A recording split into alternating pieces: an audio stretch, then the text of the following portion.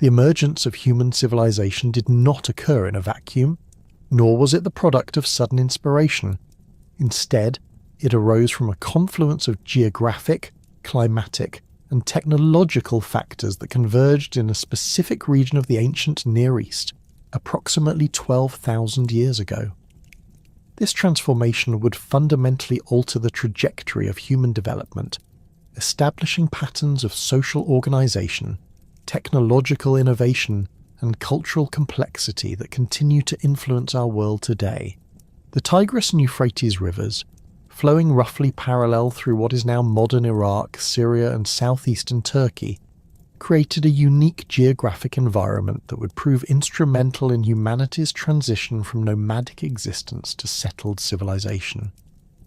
These twin waterways, originating in the Armenian highlands and converging near the Persian Gulf, carried with them something far more valuable than water alone: massive quantities of fertile alluvium eroded from the mountainous regions upstream.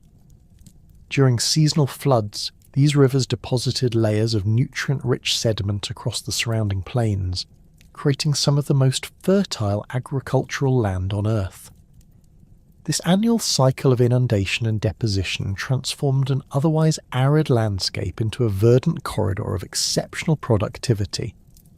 The alluvial deposits contained essential minerals including nitrogen, phosphorus, and potassium, creating soil conditions that could support intensive agriculture without the need for external fertilization. The geographic positioning of Mesopotamia between these rivers created natural boundaries that both protected and connected early settlements. The rivers served as transportation corridors, enabling the movement of goods, people, and ideas across considerable distances. Simultaneously, the surrounding deserts and mountains provided natural barriers against potential invaders, while channeling trade routes through specific passages that could be controlled and taxed by emerging political entities. The transition from nomadic hunter-gatherer societies to permanent agricultural settlements did not occur overnight. Archaeological evidence indicates that this process, known as the Neolithic Revolution, unfolded gradually between approximately 10,000 and 8,000 BC. During this period, small bands of hunter-gatherers who had previously followed seasonal migration patterns began to establish semi-permanent camps near reliable water sources and areas with naturally occurring wild grains. These early settlers possessed detailed knowledge of their environment, accumulated through generations of seasonal movement and observation. They understood the growth cycles of wild emmer wheat, einkorn, and barley, recognizing which varieties produced the largest seeds and grew most reliably. This botanical expertise proved crucial as they began the process of plant domestication, selectively harvesting and replanting seeds from the most productive specimens. The establishment of permanent settlements required fundamental changes in social organization and daily life. Hunter-gatherer bands, typically consisting of 25 to 30 individuals, were forced to develop new methods of resource allocation, conflict resolution, and labor division. The construction of permanent structures demanded specialized knowledge of building techniques, while the storage of surplus grain required the development of new technologies for preservation and protection against pests and moisture. Early settlements in the Fertile Crescent reveal evidence of increasingly sophisticated architectural techniques. Houses constructed from mud brick and stone foundations replaced temporary shelters made from animal skins and wooden frames. These structures featured multiple rooms, storage areas, and specialized spaces for food preparation and craft production. The standardization of building techniques and the emergence of common architectural elements suggest the development of shared cultural practices and technical knowledge. The accumulation of agricultural surplus fundamentally altered social relationships within these early communities.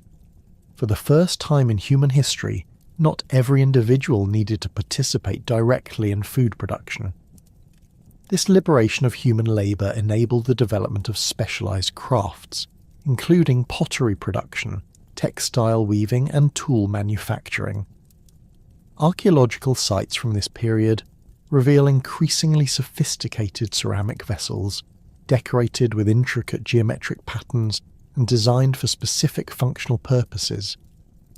The role of climate change in facilitating this transformation cannot be overstated. The end of the last ice age, approximately 11,700 years ago, initiated a period of global warming that dramatically altered precipitation patterns and seasonal temperature variations across the Near East. The retreating glaciers released vast quantities of fresh water, raising sea levels and creating more stable river systems with predictable flood cycles. This climatic shift eliminated many of the environmental uncertainties that had previously made permanent settlement impractical. Seasonal temperature variations became less extreme, extending growing seasons and enabling multiple harvests per year in favourable locations. Increased precipitation in the highland regions fed the river systems more consistently, providing reliable water sources for both human consumption and irrigation. The warming climate also expanded the range of wild plant species that could serve as potential crops. Archaeological botanists have identified numerous varieties of legumes, including lentils, peas and chickpeas, that became available for cultivation as temperatures rose and growing seasons lengthened. These protein-rich crops complemented cereal grains, providing more complete nutrition and enabling larger populations to be sustained on smaller areas of cultivated land. Population growth during this period created both opportunities and challenges for early agricultural communities. Larger settlements could support more specialised labour, leading to technological innovations and increased productivity. However, they also required more sophisticated systems of resource management and social coordination. Archaeological evidence suggests that some communities reached populations of several hundred individuals by 8000 BC, necessitating new forms of leadership and decision-making processes. The proto-urban centre of Tel Es-Sawan, located along the Tigris River in central Iraq, provides remarkable insight into the sophistication achieved by these early agricultural societies. Occupied between approximately 6,000 and 5,500 BC, this settlement covered nearly 6 hectares and supported an estimated population of 1,000 to 1,500 individuals. The site reveals evidence of planned urban layout, with residential areas separated from craft production zones and public spaces. Excavations at Tel Es-Sawan have uncovered extensive irrigation systems that demonstrate advanced hydraulic engineering capabilities. These installations included primary canals that diverted water from the Tigris River, secondary distribution channels that carried water to individual field plots, and sophisticated drainage systems that prevented waterlogging and soil salinization. The precision of these constructions suggests the existence of specialized engineers who possessed a detailed understanding of water flow dynamics and soil management techniques. The irrigation infrastructure at Tel Es-Sawan required coordinated labor efforts, involving hundreds of individuals working under centralized direction. Archaeological evidence indicates that canal construction and maintenance were organized as community-wide projects, with different households contributing specific types of labor based on their specialized skills. This level of coordination implies the existence of formal leadership structures and standardized work practices that extended beyond individual family units. Craft specialization at Tel Es-Sawan reached levels of sophistication previously unknown in human societies. Pottery workshops produced standardized vessel forms using advanced techniques including the potter's wheel and controlled kiln firing. These ceramic products were not merely functional but displayed artistic elements including painted decorations, sculptural details, and symbolic motifs that suggest the development of shared cultural meanings and aesthetic values. Textile production at the site involved the cultivation of flax and the domestication of sheep for wool production. Archaeological remains include spindle whorls, loom weights, and fabric impressions preserved on clay surfaces, indicating the production of woven textiles in various patterns and qualities. the standardization of textile production techniques, and the evidence for surplus production suggests that these goods were traded with other settlements across considerable distances. The settlement of Chogamami, located in the Diyala River Valley east of Baghdad, represents another crucial example of early urban development in Mesopotamia. Occupied between approximately 6000 and 5500 BC, this site demonstrates even more advanced irrigation technologies and urban planning concepts. The settlement was organized around a central plaza surrounded by residential compounds, each containing multiple structures arranged around internal courtyards. The irrigation system at Chogamami included innovations that would become standard features of Mesopotamian agriculture for millennia. Engineers constructed check dams across seasonal watercourses to capture and redirect floodwaters, while elaborate canal networks distributed this water across extensive field systems.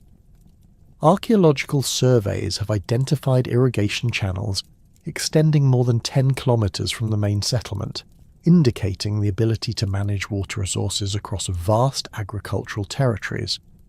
The agricultural productivity achieved at Chogamami supported population densities that approached those of later urban centres.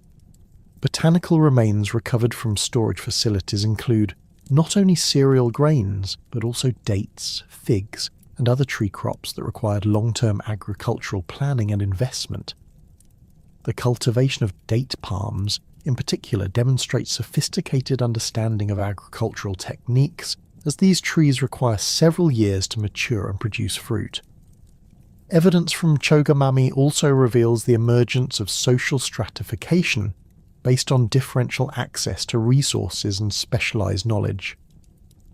Residential compounds varied significantly in size and architectural sophistication, with larger structures featuring more elaborate decorative elements and greater numbers of storage facilities. These differences suggest that some individuals or families had accumulated greater wealth and social status, possibly through control of irrigation systems or specialized craft production. The technological innovations developed at these early urban centers had profound implications for subsequent human development.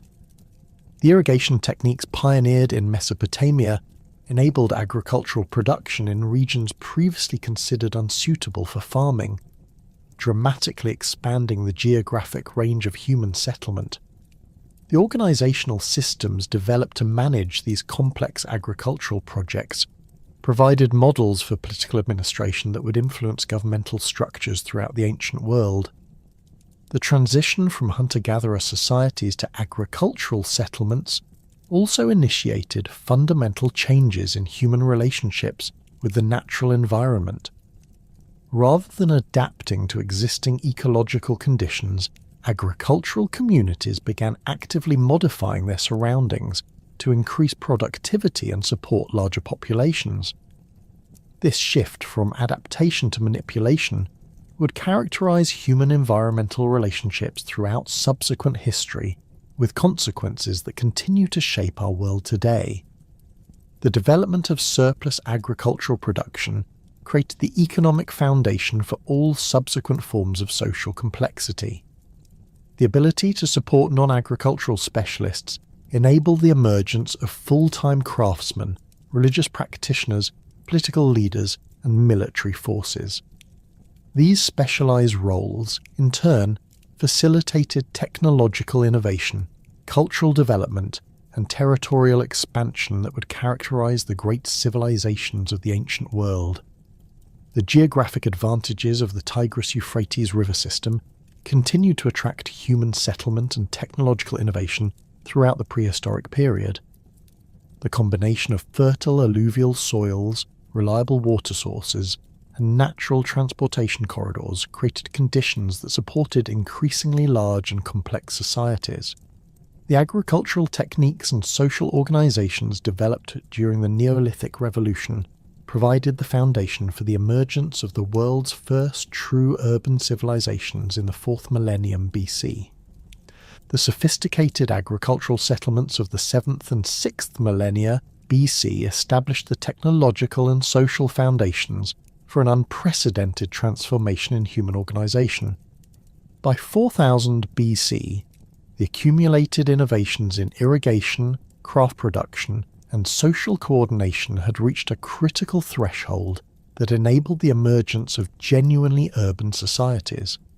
The descendants of the early farmers at Tel Essaouan and Chogamami would witness the birth of the world's first city-states, marking humanity's transition from agricultural villages to complex urban civilizations. The Uruk period, spanning from approximately 4000 to 3100 BC, represents the most significant developmental phase in human social organization since the Neolithic Revolution.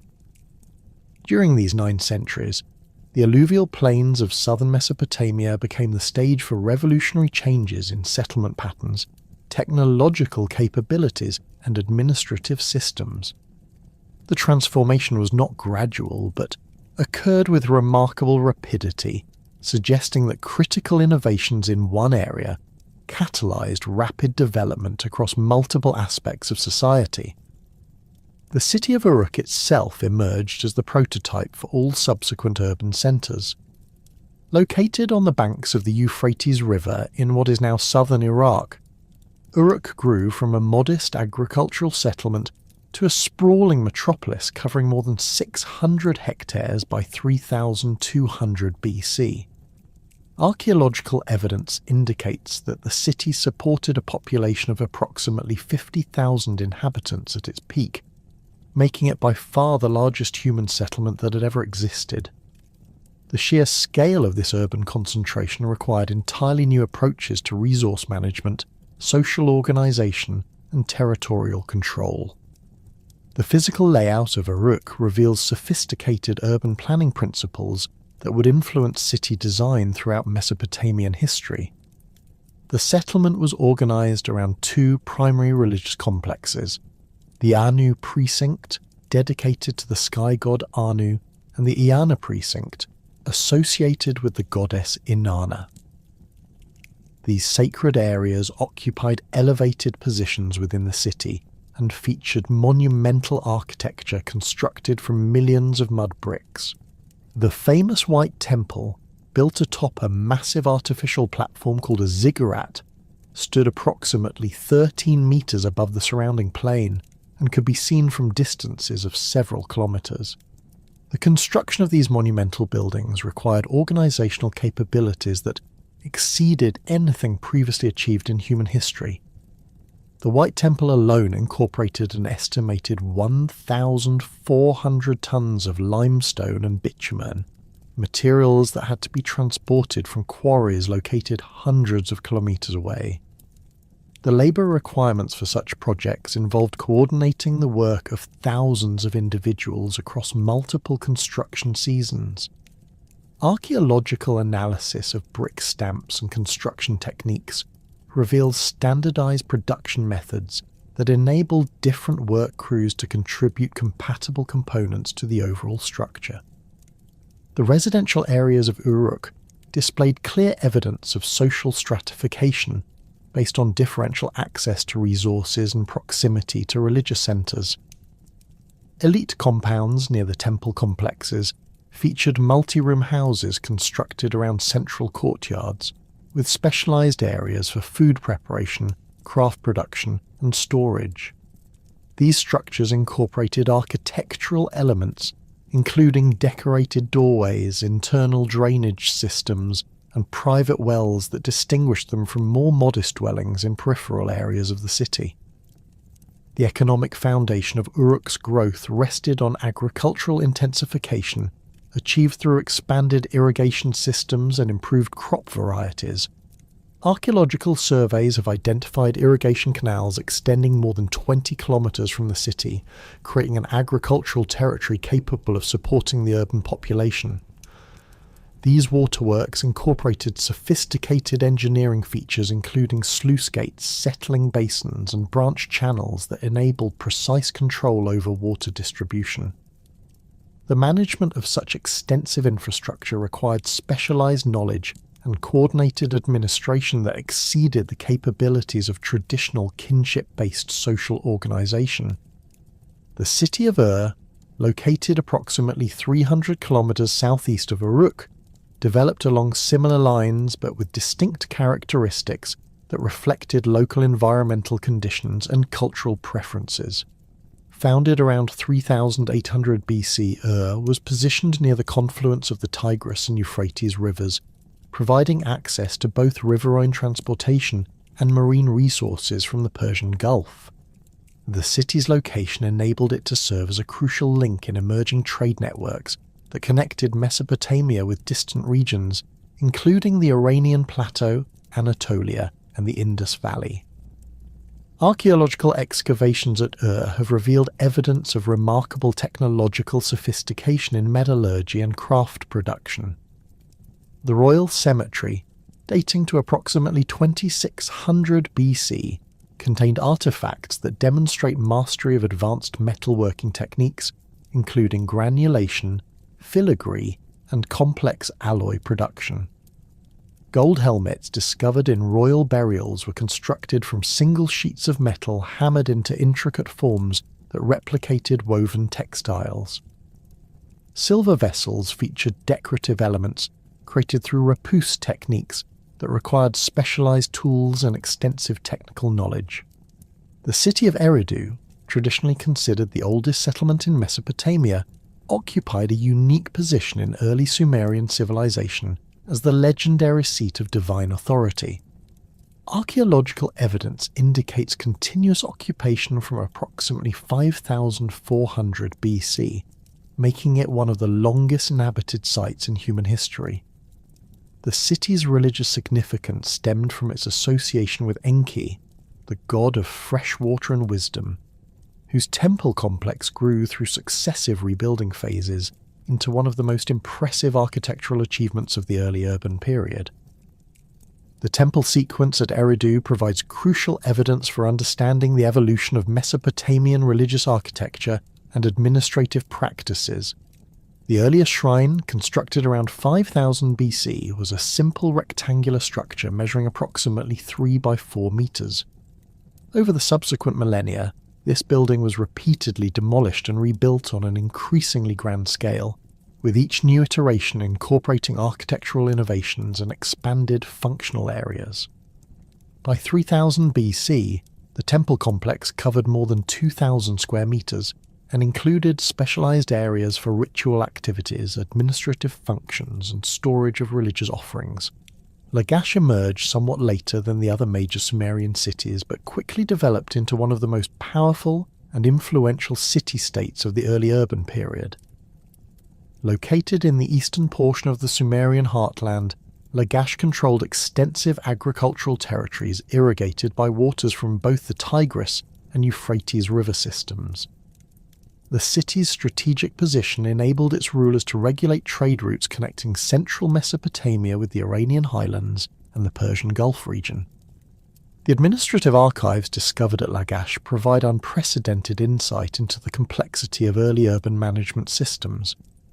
Thousands of clay tablets record transactions involving agricultural products, craft goods, labor assignments, and religious offerings. These documents reveal sophisticated accounting methods that tracked resources with remarkable precision, including calculations of field productivity, livestock inventories, and workshop output. The level of detail preserved in these records indicates that urban administrators possessed mathematical skills and organizational capabilities that enabled them to manage economic activities across vast territories. The revolutionary invention of writing emerged directly from the administrative needs of these expanding urban centers. The earliest known writing system developed at Uruk around 3200 BC as a practical solution to the challenge of tracking complex economic transactions and resource allocations. Initial experiments with symbolic representation began with simple pictographic signs carved into clay tablets using reed styluses. These early symbols represented concrete objects and quantities. A drawing of a sheep indicated sheep, parallel lines represented numbers, and combined symbols recorded transactions involving specific quantities of particular commodities. The transformation from pictographic to logographic representation occurred rapidly as scribes discovered more efficient methods for recording complex information. Rather than drawing detailed pictures of objects, they developed simplified symbols that could be quickly inscribed in wet clay. The physical properties of clay tablets influenced the evolution of these symbols, as curved lines were difficult to produce cleanly in the medium. Scribes began using combinations of straight lines and wedge-shaped marks that could be impressed rapidly and uniformly into the clay surface. The development of syllabic writing marked a crucial breakthrough that enabled the recording of abstract concepts, personal names, and grammatical elements that could not be represented pictographically. Scribes discovered that symbols originally representing concrete objects could also represent the sounds of those words when spoken. This rebus principle allowed them to construct written versions of complex spoken language by combining symbols that represented syllabic sounds rather than specific meanings. The cuneiform writing system that emerged from these innovations possessed remarkable flexibility and expressive capability. Scribes could record not only economic transactions, but also legal documents, religious texts, historical narratives, and literary compositions. The standardization of sign forms and writing conventions enabled communication across different cities and regions, facilitating the development of shared cultural practices and administrative procedures throughout the Sumerian world. The establishment of formal governmental structures represented another fundamental innovation of the early urban period. Traditional kinship-based leadership systems proved inadequate for managing the complex social and economic relationships that characterize city-state societies. The concentration of large populations in urban centers created new forms of social conflict that required institutional mechanisms for resolution, while the coordination of large-scale construction projects and agricultural systems demanded centralized decision-making authority. The institution of kingship emerged as a solution to these organizational challenges, though early Sumerian political systems retained important limitations on royal authority. The earliest rulers, known as Ensi, functioned primarily as temple administrators and representatives of divine will rather than absolute monarchs. These priest-kings derived their legitimacy from their role as intermediaries between human communities and the gods who were believed to own the city and its surrounding territory. The Lugal, or big man, represented a different form of leadership that emerged during periods of military conflict or crisis. Unlike the Ensi, whose authority derived from religious sanction, the Lugal gained power through demonstrated military capability and success in protecting the community from external threats. Over time, successful Lugal rulers consolidated their authority and established hereditary dynasties that combined both religious and military functions. The development of legal codes and administrative systems reflected the need for standardized procedures to manage increasingly complex social relationships. The earliest known legal documents from Sumerian cities established principles for resolving disputes over property ownership, commercial transactions, and personal injury. These codes recognized different categories of social status and prescribed specific penalties for various offenses, creating formal alternatives to traditional methods of conflict resolution based on kinship obligations or personal revenge. Administrative systems developed to support urban governance incorporated sophisticated methods for record keeping, resource allocation, and personnel management. Temple complexes functioned as the primary administrative centers, employing hundreds of scribes, accountants, and supervisors who maintained detailed records of agricultural production, craft manufacturing, and trade activities. These bureaucratic institutions created career paths for educated individuals and established professional standards that ensured continuity of administrative practices across generations. The military institutions and administrative systems that emerged during the early urban period operated within a complex religious framework that permeated every aspect of Sumerian society. The gods were not distant, abstract entities, but active participants in daily life who owned the cities, controlled natural forces, and determined the fate of individuals and communities. This intimate relationship between divine and human realms created a theological system that legitimized political authority, organized economic activity, and provided meaning for the unprecedented social transformations occurring throughout Mesopotamia. The Sumerian pantheon reflected the hierarchical nature of urban society, with major deities controlling specific domains of existence and maintaining relationships that mirrored earthly political structures. At the apex of this divine hierarchy stood Anu, the sky god whose authority encompassed the heavens and established the fundamental order of the universe.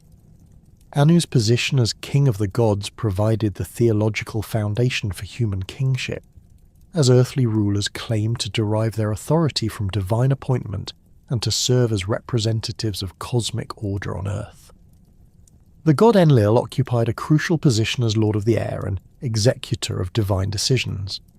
Unlike Anu, whose authority remained largely theoretical, Enlil actively intervened in human affairs through control of wind, storms, and agricultural fertility. His temple complex at Nippur served as the religious center of Sumer, where representatives from all major city-states gathered to acknowledge his supremacy and seek divine approval for important political decisions. The concept of divine mandate that legitimized royal authority throughout Mesopotamian history originated from Enlil's role as the god who bestowed kingship upon worthy human rulers. Enlil's authority extended beyond political legitimation to encompass the practical management of agricultural systems that supported urban civilization. Seasonal floods, rainfall patterns, and crop fertility were understood as manifestations of his will, making the maintenance of proper ritual relationships with this deity essential for community survival. The timing of agricultural activities, the construction of irrigation systems, and the distribution of surplus production all required divine sanction obtained through elaborate ceremonies conducted at his temples. The god Enki, master of fresh water and divine wisdom, provided the technological knowledge that enabled human civilization to flourish in the challenging environment of southern Mesopotamia. Unlike other major deities who maintained some distance from human concerns, Enki was portrayed as actively benevolent toward humanity, providing the skills and knowledge necessary for urban life.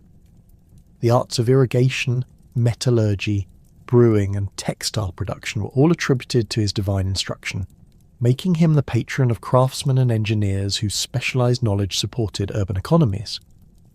Enki's association with fresh water gave him particular importance in the irrigation-dependent agriculture of Mesopotamia.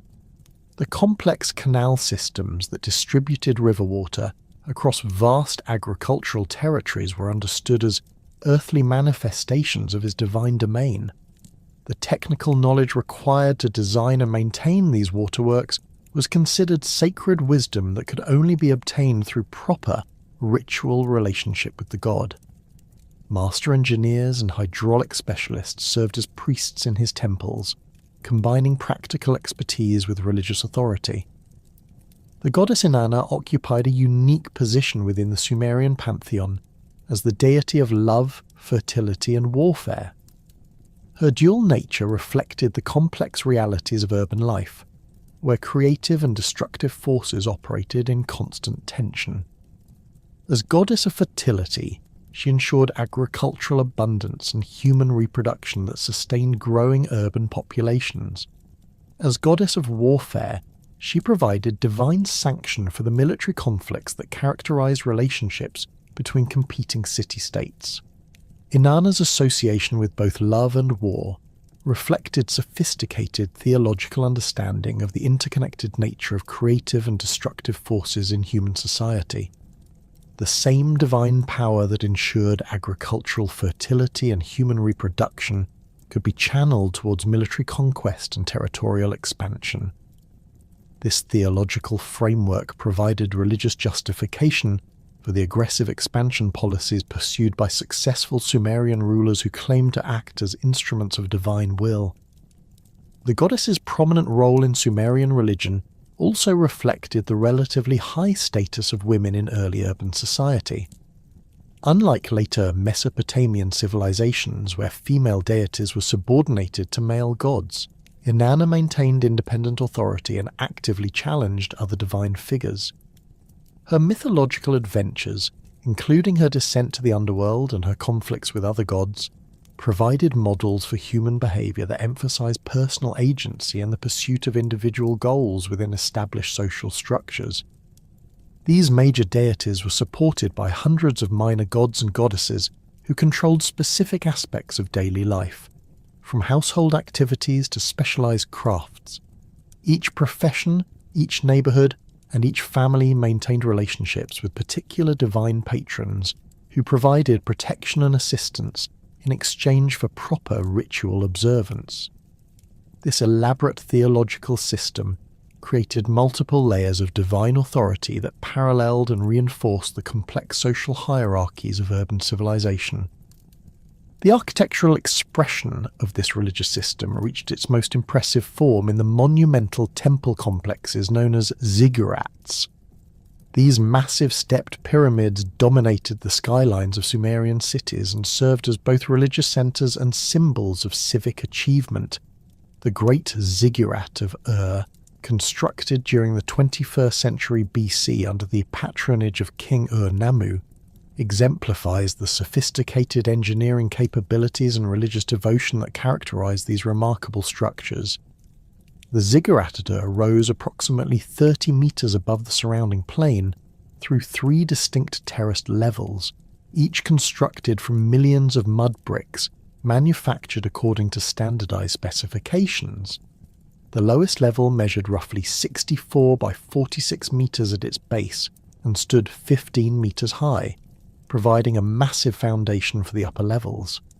The second terrace measured approximately 48 by 32 metres and added another 8 metres of height, while the uppermost level supported a temple structure dedicated to the moon god Nanna. The construction techniques employed in the ziggurat demonstrate remarkable understanding of structural engineering principles and material science. The builders incorporated drainage systems within the structure to prevent water damage from seasonal rains and flooding. Bitumen waterproofing protected vulnerable joints and surfaces, while woven reed mats placed between brick courses provided flexibility that allowed the massive structure to settle evenly without cracking. The exterior surfaces were covered with fired brick facades that provided weather protection and created impressive visual effects through varied colours and textures.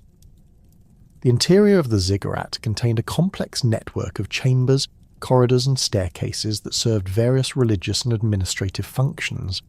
Storage rooms held offerings brought by worshippers, while specialised chambers housed the ritual equipment and sacred objects used in temple ceremonies.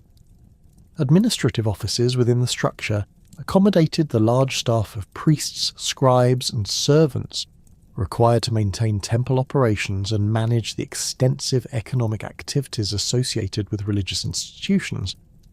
The Great Ziggurat served not only as a religious centre, but also as a powerful symbol of Ur's political authority and economic prosperity. The massive scale of the structure demonstrated the city's ability to mobilise enormous resources and coordinate complex construction projects. The sophisticated engineering and architectural details showcased the technical capabilities of Ur's craftsmen and engineers. The permanent visibility of the ziggurat across the surrounding landscape proclaimed the city's dominance over its agricultural territories and subordinate settlements. The temple complexes associated with ziggurats functioned as integrated economic institutions that managed substantial portions of urban wealth and agricultural production.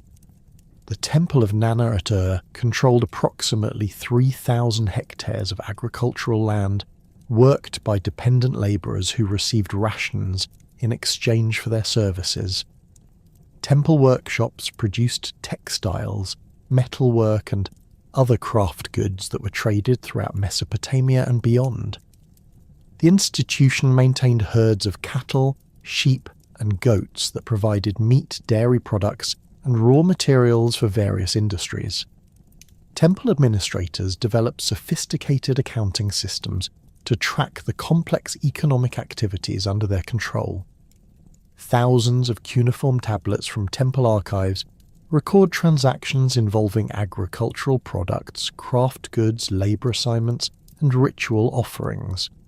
These documents reveal mathematical capabilities that enable precise calculation of field productivity, workshop output, and resource allocation across multiple economic sectors. The standardized accounting methods developed by temple bureaucracies provided models for commercial and governmental record-keeping throughout Mesopotamian civilization. The relationship between temple economies and secular governance created complex institutional arrangements that varied significantly between different city-states and historical periods. In some cities, temple administrators functioned essentially as government officials who managed public resources under royal supervision. In others, religious institutions maintained substantial independence and competed with secular authorities for control over economic activities and political influence. The city of Lagash provides detailed evidence for the intricate relationships between religious and secular economic management. During the 24th century BC, the temple of the god Ningirsu controlled extensive agricultural territories and manufacturing workshops that generated substantial surpluses for the city-state. However, secular officials appointed by the ruler also maintained independent administrative systems that managed royal lands and collected taxes from private citizens. The two institutions cooperated in major construction projects and military campaigns, while competing for influence over trade policies and resource allocation decisions. Temple priests occupied crucial positions within these economic systems as specialized administrators who possessed both religious authority and technical expertise. The management of large-scale irrigation projects required detailed knowledge of hydraulic engineering, seasonal weather patterns, and soil conditions that was preserved and transmitted through temple schools. The coordination of craft production demanded understanding of manufacturing techniques, quality control standards, and market conditions that enabled temples to compete effectively in interregional trade networks. The educational systems operated by temple institutions created professional classes of scribes, accountants, and administrators whose skills were essential for urban governance and economic management. Temple schools taught not only religious texts and ritual procedures, but also mathematics, astronomy, medicine, and legal principles. Graduates of these institutions staffed both religious and secular administrative positions, creating shared professional standards and cultural values that unified the educated elite across different institutional boundaries. Religious festivals and ritual celebrations provided crucial mechanisms for integrating diverse urban populations and reinforcing social hierarchies within city-state societies. The New Year festival at Babylon, which lasted for 11 days during the spring equinox, involved elaborate processions, dramatic performances, and communal feasting that brought together citizens from all social levels. The king played a central role in these ceremonies, performing ritual acts that symbolically renewed his divine mandate and demonstrated his continued fitness to rule. During the New Year celebration, the king underwent ritual humiliation before the god Marduk, surrendering his royal regalia and submitting to symbolic punishment for any failures during the previous year. This ceremony served multiple functions. It demonstrated royal accountability to divine authority, provided a controlled outlet for popular criticism of governmental policies, and created dramatic tension that heightened the significance of the king's ritual restoration to power. The successful completion of these ceremonies confirmed divine approval for continued royal authority and renewed the cosmic order for another year. Similar festivals throughout Mesopotamian cities combined religious observance with political theatre and economic activity. Sacred marriage ceremonies reenacted mythological unions between gods and goddesses while celebrating the fertility of agricultural lands and human communities. Harvest festivals mark the completion of agricultural cycles and provided occasions for redistributing surplus production to urban populations. Military victory celebrations honoured gods who had provided divine assistance in warfare while displaying captured wealth and prisoners that demonstrated royal success. The concept of divine kingship that emerged from these religious practices fundamentally shaped political development throughout Mesopotamian history. Unlike Egyptian pharaohs, who were considered actual gods, Mesopotamian rulers were understood as mortal representatives of divine authority who derived their legitimacy from proper relationship with the gods. This theological framework created both opportunities and limitations for royal power, as kings could claim divine sanction for their policies while remaining subject to divine judgment for their actions.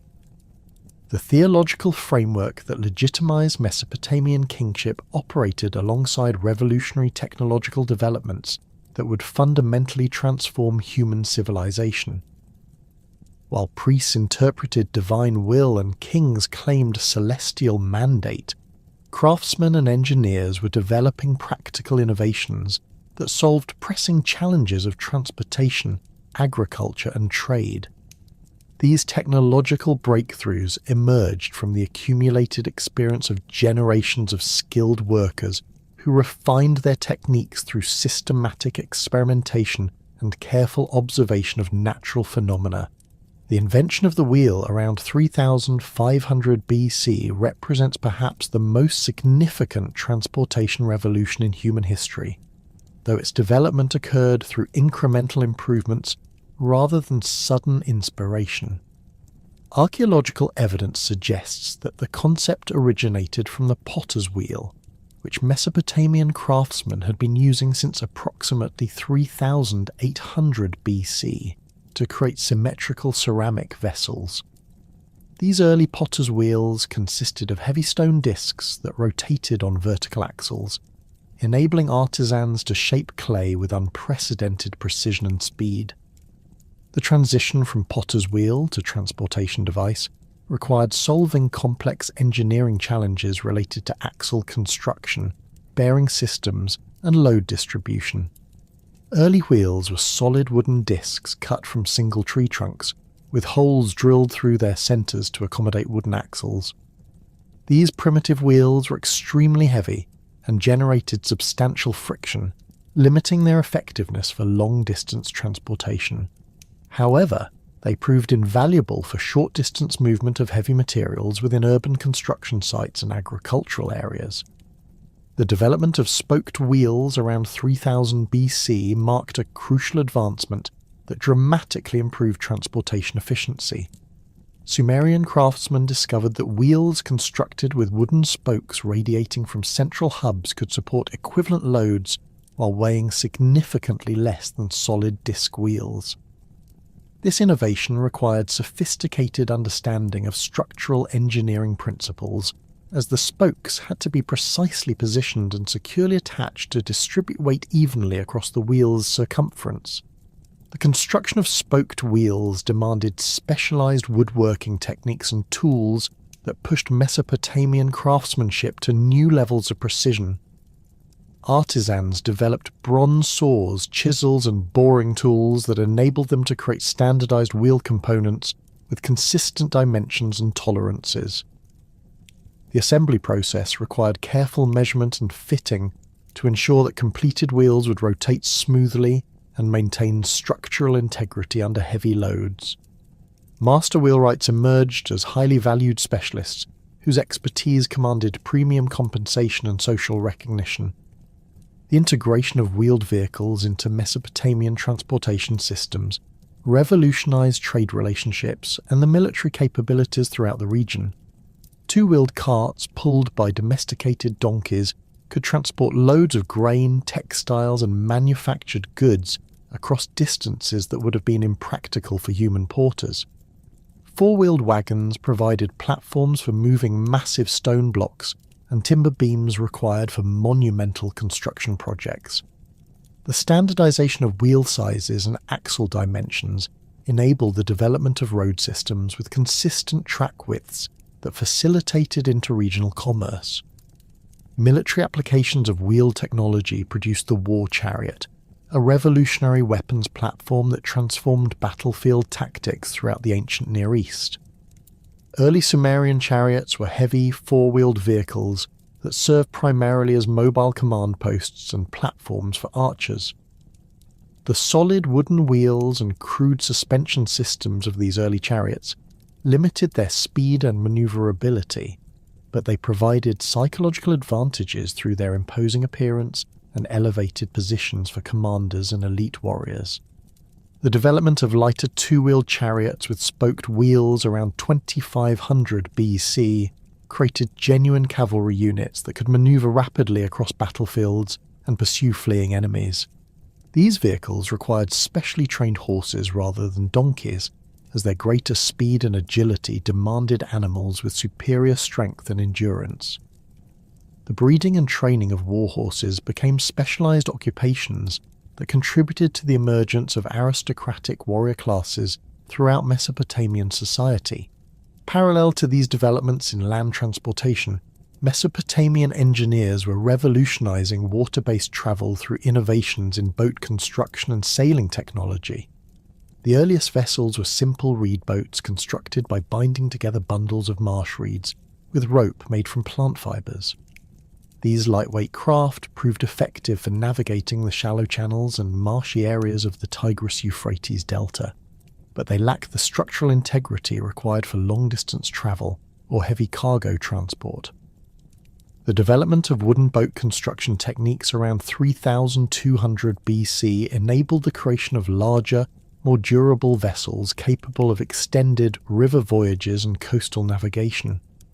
Sumerian shipwrights learned to shape wooden planks and join them with wooden pegs and bitumen, caulking to create watertight hulls. These early wooden boats featured flat bottoms that enabled navigation in shallow waters while providing stable platforms for cargo and passengers. The revolutionary invention of the sail transformed these improved boats into efficient long-distance transportation systems that could harness natural wind power.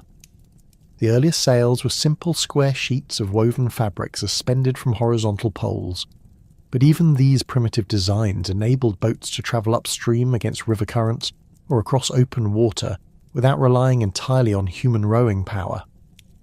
Archaeological depictions from around 3100 BC show Mesopotamian vessels equipped with both sails and oars, providing flexible propulsion systems that could adapt to varying wind and water conditions.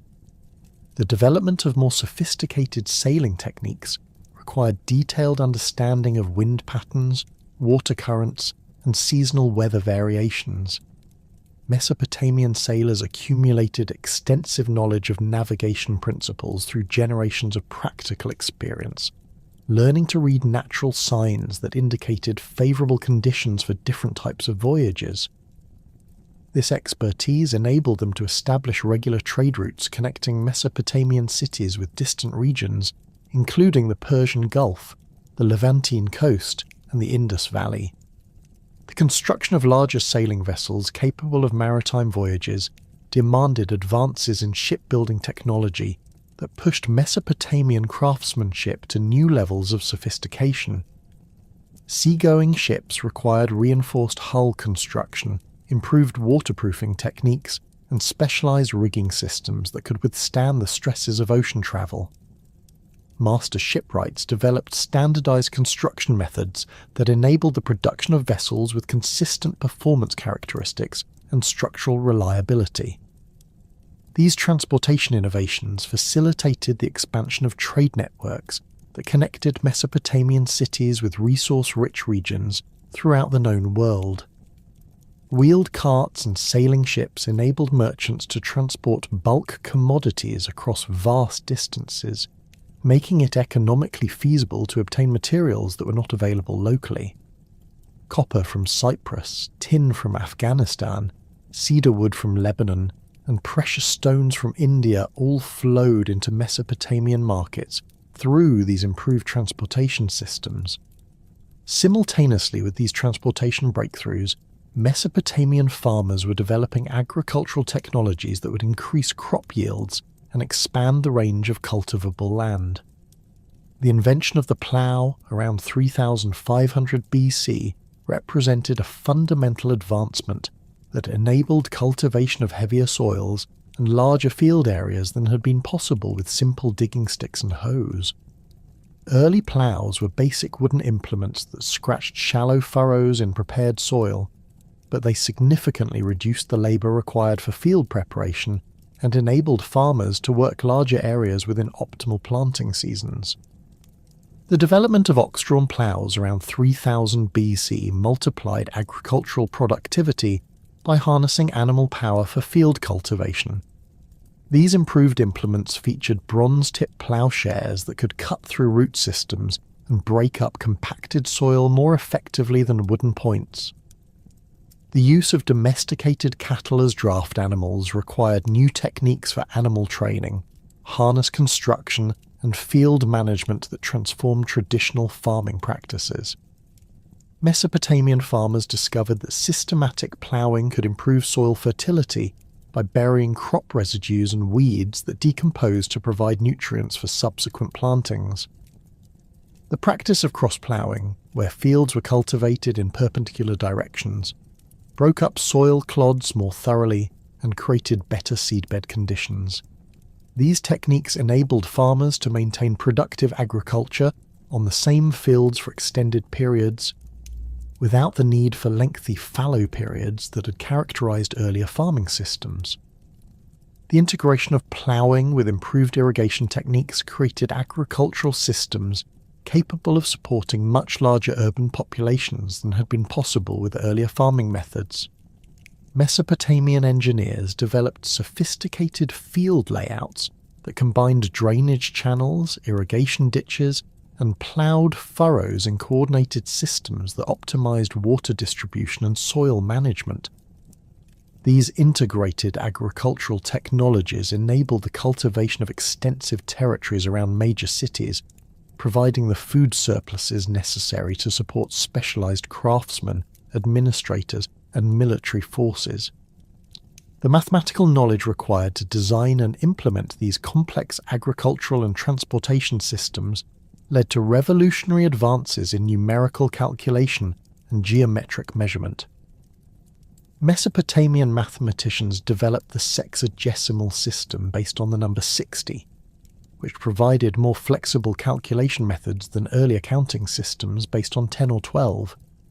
This base 60 system enabled precise division of quantities into multiple fractional parts, making it particularly useful for distributing resources, calculating areas, and measuring time intervals. The sexagesimal system's mathematical advantages stemmed from 60's numerous divisors, which include 1, 2, 3, 4, 5, 6, 10, 12, 15, 20, 30, and 60. This abundance of factors enabled Mesopotamian mathematicians to perform complex calculations involving fractions without requiring decimal notation systems that would not be developed until much later in mathematical history. Practical applications included calculating field areas for taxation purposes, determining material quantities for construction projects, and dividing inheritance shares among multiple heirs. The influence of sexagesimal mathematics extended far beyond practical calculations to establish measurement standards that continue to shape modern life.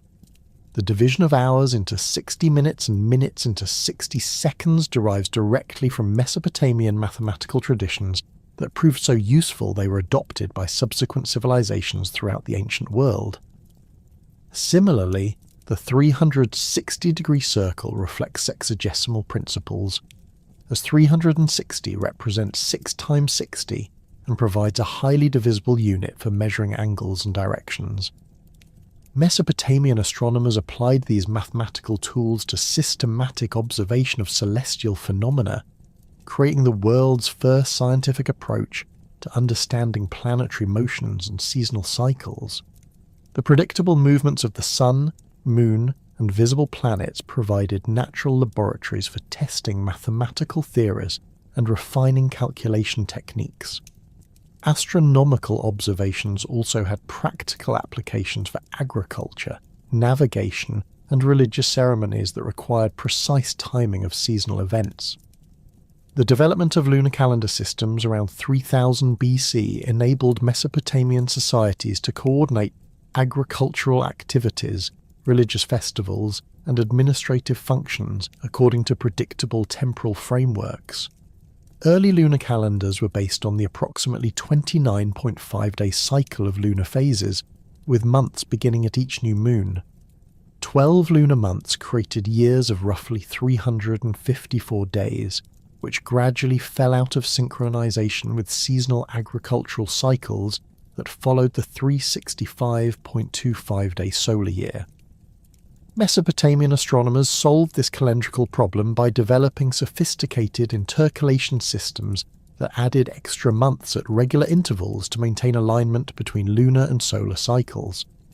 These adjustments required precise mathematical calculations and long-term astronomical observations that demonstrated remarkable scientific sophistication. The resulting calendars provided stable frameworks for organizing complex urban societies while maintaining connection to natural cycles that governed agricultural productivity. The creation of accurate calendar systems facilitated the development of long-term planning capabilities that were essential for urban administration and economic management. Government officials could schedule construction projects, military campaigns, and tax collection activities according to predictable temporal frameworks. Merchants could coordinate trading expeditions with seasonal weather patterns and agricultural harvest cycles. Religious authorities could maintain consistent festival schedules that reinforce social cohesion and cultural identity. Solar calendar systems developed somewhat later provided even greater precision for agricultural and administrative planning. Mesopotamian astronomers discovered that the solar year contained approximately 365.25 days by carefully tracking the sun's position relative to fixed stars over extended observation periods. This knowledge enabled them to predict seasonal changes with remarkable accuracy and to develop planting schedules that maximize crop yields by taking advantage of optimal growing conditions. The integration of solar and lunar calendar systems created complex chronological frameworks that served different functions within Mesopotamian society.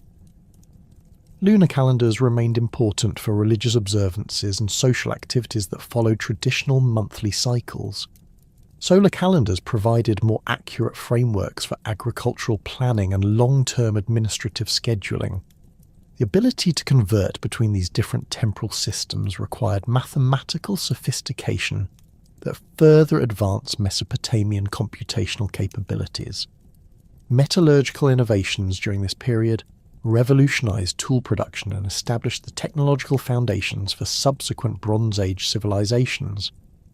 Mesopotamian craftsmen had been working with native copper since approximately 4500 BC, learning to shape the malleable metal through hammering and basic heating techniques. However, pure copper's softness limited its effectiveness for cutting tools and weapons that required harder, more durable materials. The discovery of bronze production around 3500 BC represented a breakthrough that transformed metalworking from a specialized craft into a major industry. Bronze, an alloy of copper and tin, possessed superior hardness and durability compared to pure copper while remaining workable through casting and forging techniques. The production of bronze required access to tin deposits, which were relatively rare and often located far from copper sources, creating the need for extensive trade networks that connected Mesopotamia with distant resource regions. The establishment of these long-distance trade relationships for metal procurement created some of the world's first truly international commercial networks. Mesopotamian merchants developed trade routes extending from Afghanistan, where tin deposits were abundant, to Cyprus and Anatolia, which provided high-quality copper ores. These trading expeditions required sophisticated logistical planning, diplomatic negotiations with foreign rulers, and financial arrangements that could support extended commercial ventures.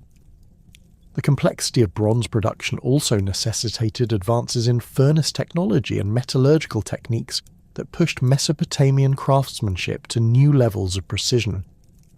Bronze casting required careful temperature control and precise alloy ratios to produce tools and weapons with consistent quality and performance characteristics.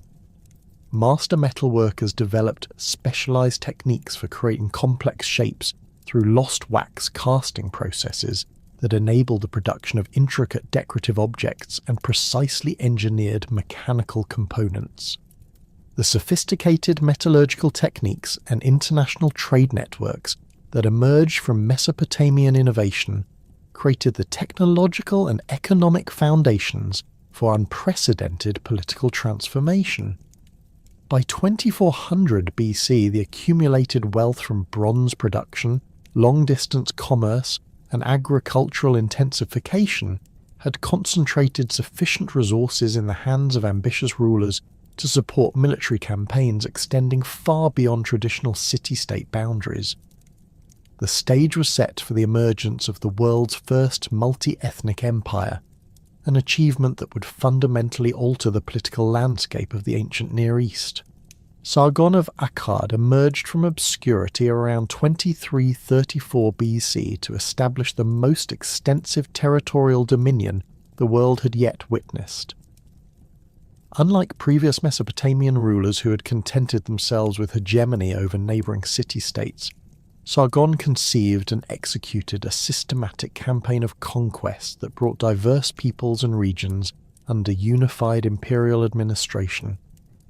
His origins remain shrouded in legendary accounts that describe his discovery as an infant floating in a reed basket on the Euphrates River, but historical evidence indicates he began his career as a cupbearer to Ur-Zababa, king of the Sumerian city-state Kish. Sargon's rise to power coincided with increasing tensions between Sumerian city-states and Semitic-speaking populations who had been gradually infiltrating Mesopotamia from the surrounding desert regions. These Semitic groups, known collectively as Akkadians, had adopted many aspects of Sumerian civilization while maintaining their distinct linguistic and cultural identity. They served as merchants, soldiers and administrators within Sumerian cities but remained politically subordinate to established Sumerian elites. Sargon's genius lay in recognizing that this growing Akkadian population could provide the military and administrative foundation for a new form of political organization that transcended traditional city-state boundaries. The conquest of Uruk around 2334 BC marked the beginning of Sargon's imperial campaigns and demonstrated the military innovations that would enable Akkadian success. Rather than relying on traditional Sumerian tactics that emphasized heavily armoured infantry fighting in tight formations, Sargon deployed mobile forces equipped with composite bows that could engage enemies at longer ranges while maintaining tactical flexibility. These composite bows, constructed from laminated wood, horn and sinew, generated significantly more power than simple wooden bows and could penetrate the bronze armour worn by Sumerian warriors. The composite bow's construction required specialised craftsmanship that combined materials with different physical properties to create weapons with superior performance characteristics. The wooden core provided structural stability, while horn strips on the belly of the bow compressed under tension to store additional energy. Sinew backing on the outer surface stretched during the draw cycle, contributing elastic power that increased arrow velocity and penetration capability.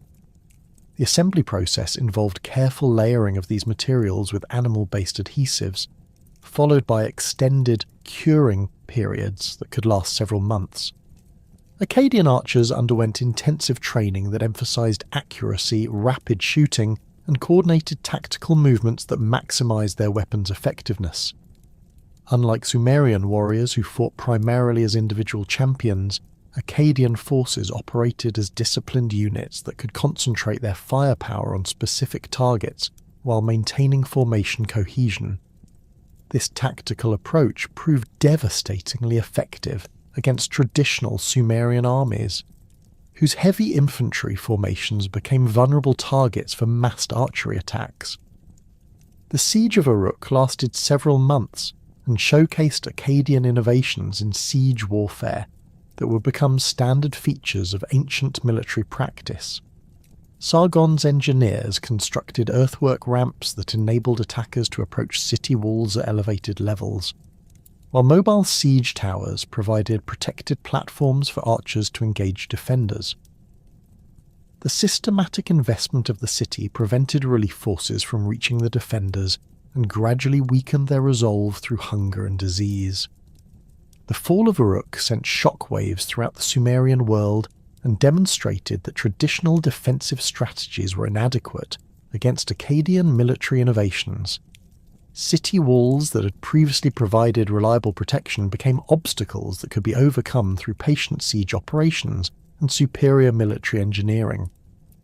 The psychological impact of Uruk's defeat encouraged other Sumerian cities to submit to Akkadian authority rather than face similar prolonged sieges that would devastate their populations and economies. Sargon's subsequent campaigns against Ur, Umma and Lagash followed similar patterns of systematic siege operations, combined with diplomatic negotiations that offered favourable terms to cities that submitted voluntarily. This approach enabled rapid territorial expansion while minimising the destruction that would have resulted from prolonged military resistance. Cities that accepted Akkadian rule retained their local institutions and religious practices while acknowledging Sargon's supreme authority and contributing military forces and tribute to support imperial administration. The conquest of the Sumerian heartland provided Sargon with the economic resources and administrative expertise necessary to extend Akkadian control throughout Mesopotamia and beyond. The agricultural surplus generated by Sumerian irrigation systems supported the large standing armies required for extended campaigns, while Sumerian scribal traditions provided bureaucratic capabilities for managing diverse territorial holdings. The integration of Akkadian military innovations with Sumerian administrative systems created a hybrid imperial structure that proved remarkably effective for governing multi-ethnic populations across vast distances. The establishment of Akkad as the imperial capital around 2330 BC marked the beginning of systematic imperial administration that would influence governmental practices throughout subsequent Mesopotamian history.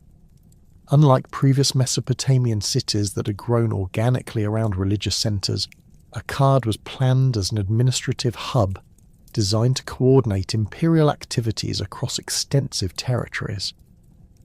The city featured specialised districts for different governmental functions, including military headquarters, diplomatic quarters, and archives for storing the massive documentation required for imperial management. The location of Akkad near the confluence of the Tigris and Euphrates rivers provided strategic advantages for controlling transportation and communication throughout the empire. River traffic carrying tribute, trade goods, and official correspondence converged at the capital, enabling central authorities to monitor economic activities and maintain contact with distant provinces. The city's position also facilitated the deployment of military forces to any threatened region within the empire, as troops could travel by river transport to reach most major population centres within reasonable timeframes. Akkadian imperial administration incorporated Sumerian bureaucratic practices while adapting them to manage much larger and more diverse territories than any previous Mesopotamian state. Provincial governors, typically drawn from local elite families, maintained day-to-day administrative functions while reporting to Akkadian officials who ensured imperial policies were implemented consistently throughout the empire. This system balanced central control with local autonomy, enabling efficient governance while minimizing cultural conflicts that could destabilize imperial authority. The synthesis of Sumerian and Akkadian cultural traditions created new forms of artistic expression and intellectual achievement that reflected the cosmopolitan character of the empire. Akkadian sculptors adopted Sumerian artistic conventions while introducing stylistic innovations that emphasized individual personality and emotional expression. The famous bronze head discovered at Nineveh, possibly representing Sargon himself, demonstrates sophisticated casting techniques and artistic sensibilities that combined technical mastery with psychological insight. The adaptation of cuneiform writing to record the Akkadian language represented one of the most significant intellectual achievements of the imperial period. Sumerian cuneiform had been designed specifically for the Sumerian language, with its complex system of logographic and syllabic signs reflecting Sumerian grammatical structures and vocabulary. Akkadian, as a Semitic language, possessed fundamentally different grammatical patterns and phonetic characteristics that required substantial modifications to the existing writing system. Akkadian scribes solved this challenge by developing new conventions for representing Semitic grammatical features while retaining the basic cuneiform sign inventory inherited from Sumerian tradition.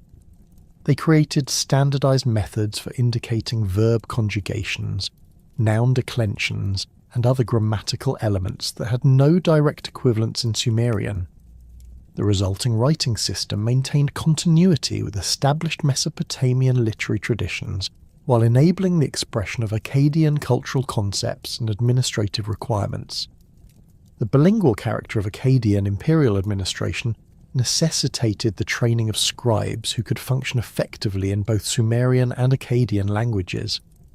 Educational institutions throughout the empire developed curricula that combined traditional Sumerian literary texts with new Akkadian compositions, creating scholarly traditions that preserved ancient cultural heritage while adapting to contemporary needs. These educational programs produced generations of administrators who possessed the linguistic skills necessary for governing diverse populations and maintaining diplomatic relationships with foreign powers. Military innovations continued to evolve throughout Sargon's reign, as Akkadian forces encountered different tactical challenges in various geographic regions. The conquest of territories extending from the Persian Gulf to Anatolia required adaptation to diverse terrain conditions and enemy capabilities that differed significantly from traditional Mesopotamian warfare. Mountain campaigns demanded different logistical arrangements and tactical approaches than operations in river valleys, while desert expeditions required specialized knowledge of navigation and water management. The development of organized standing armies represented a fundamental departure from previous Mesopotamian military practices that had relied primarily on seasonal levies and temporary alliances between city-states.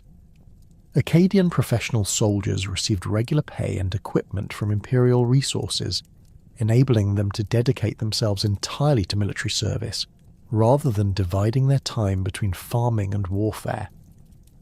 This professional military establishment provided the empire with rapid response capabilities and consistent tactical standards that could be maintained across diverse operational environments.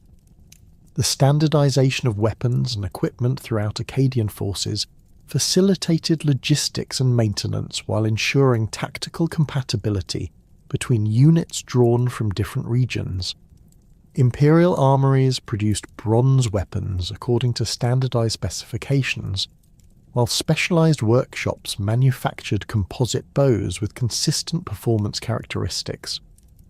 This systematic approach to military supply enabled the deployment of large forces over extended distances without compromising combat effectiveness through equipment shortages or incompatible weaponry. Sargon's campaigns beyond Mesopotamia extended Akkadian influence into regions that had previously maintained independence from any centralized authority. The conquest of Elam, located in the Zagros Mountains east of Mesopotamia, brought valuable mineral resources under imperial control while establishing strategic buffer zones against potential threats from the Iranian plateau. These mountain territories provided access to copper, silver and precious stones that enhanced imperial wealth while supplying materials for expanded military production. The Western campaigns that brought Akkadian forces to the Mediterranean coast represented unprecedented territorial expansion that connected Mesopotamian civilization with entirely different cultural and economic systems. The conquest of Mari, located on the Middle Euphrates, provided control over crucial trade routes linking Mesopotamia with Anatolia and the Levant. The subjugation of territories in modern Syria and southeastern Turkey extended imperial boundaries to regions that had never experienced direct Mesopotamian political control. These extended campaigns required sophisticated logistical planning and diplomatic coordination that pushed Akkadian administrative capabilities to their limits.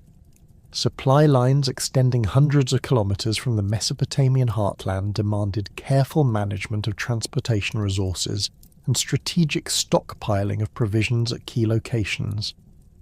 The integration of conquered territories with different agricultural systems and economic structures required flexible administrative approaches that could adapt imperial policies to local conditions. The reign of Naram-Sin, Sargon's grandson, who ruled from approximately 2254 to 2218 BC, marked the zenith of Akkadian imperial power and witnessed revolutionary developments in royal ideology that would influence Mesopotamian political concepts for millennia. Unlike his predecessors who had claimed divine sanction for their authority, Naram-Sin declared himself an actual god and demanded worship from his subjects as a living deity. This unprecedented assertion of divine kingship represented a fundamental departure from traditional Mesopotamian concepts of royal legitimacy. The deification of Naram-Sin found its most dramatic expression in his adoption of the horned crown, a divine symbol that had previously been reserved exclusively for representations of gods and goddesses. Royal inscriptions from his reign describe him as the god of Akkad and record temples constructed for his worship in various parts of the empire. This theological innovation reflected the enormous expansion of royal power that had occurred during the early imperial period and the need for new ideological frameworks to legitimize unprecedented territorial authority.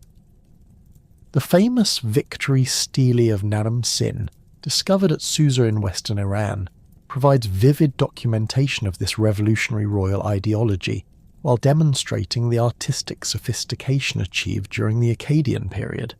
The monument depicts the king wearing the horned crown of divinity, while leading his troops up a mountain slope toward defeated enemies. The composition breaks with traditional Mesopotamian artistic conventions by showing the king at a scale larger than other figures and positioning him in dynamic interaction with the landscape rather than in static ceremonial poses.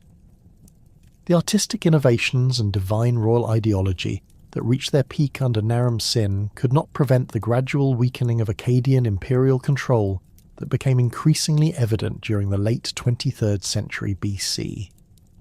The vast territorial extent of the empire strained administrative resources beyond sustainable limits, while prolonged military campaigns depleted the professional armies that had enabled initial conquest. Rebellions erupted throughout the empire as local populations, initially cowed by Akkadian military superiority, recognized that imperial forces were overextended and vulnerable to coordinated resistance. The Gutian invasions from the Zagros Mountains delivered the final blow to Akkadian power around 2154 BC. These nomadic peoples, whom Mesopotamian texts describe as fierce mountain warriors who knew no restraint, swept down from their highland territories to overrun the exhausted Akkadian armies.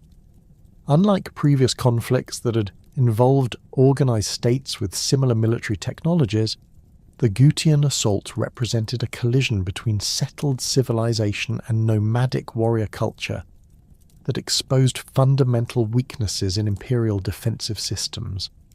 The Gutians possessed military advantages that proved devastatingly effective against traditional Mesopotamian forces.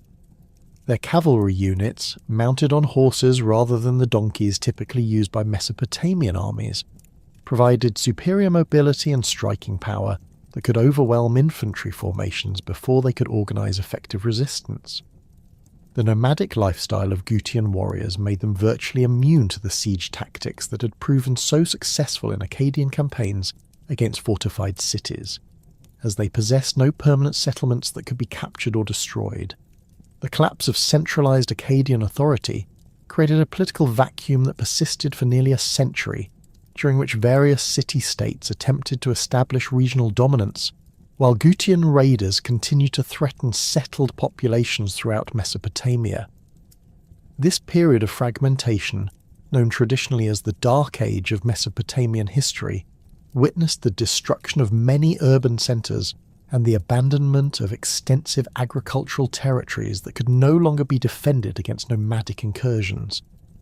The city of Lagash emerged as one of the few Sumerian centres to maintain effective governance during this chaotic period, largely through the leadership of Gudea, who ruled as NC from approximately 2144 to 2124 BC. Rather than attempting to restore imperial authority through military conquest, Gudea focused on internal development and diplomatic accommodation with Gutian leaders. This pragmatic approach enabled Lagash to preserve Sumerian cultural traditions and administrative practices while avoiding the destructive conflicts that devastated other regions. Gudea's building programs at Lagash demonstrate the remarkable resilience of Sumerian civilization despite the broader political collapse. His reconstruction of the Temple of Ningirsu incorporated architectural innovations that combined traditional Sumerian design principles with new decorative elements influenced by contact with foreign cultures. The temple complex featured elaborate sculptural programs that depicted the ruler in various ceremonial contexts, providing detailed visual records of Sumerian religious practices and royal ideology during this transitional period. The numerous statues of Gudea discovered at Lagash reveal sophisticated sculptural techniques that surpass the artistic achievements of the Akkadian period. These works, carved from imported diorite stone, demonstrate mastery of hard stone carving that required specialized tools and techniques. The realistic portrayal of facial features and clothing details reflects careful observation and artistic skill, while the inscriptions covering the statues preserve extensive information about temple construction, religious ceremonies, and administrative practices. The gradual weakening of Gutian control during the early 22nd century BC created opportunities for Sumerian cities to reassert their independence and begin the process of political reunification. The expulsion of Gutian forces from central Mesopotamia required coordinated military action by several city-states working in alliance, marking the beginning of a remarkable cultural and political revival that would restore Sumerian civilization to unprecedented heights of achievement. Ur-Nammu, who established the third dynasty of Ur around 2112 BC, emerged as the architect of the Sumerian Renaissance through a combination of military prowess, administrative innovation, and cultural patronage that synthesized the best elements of previous Mesopotamian civilizations.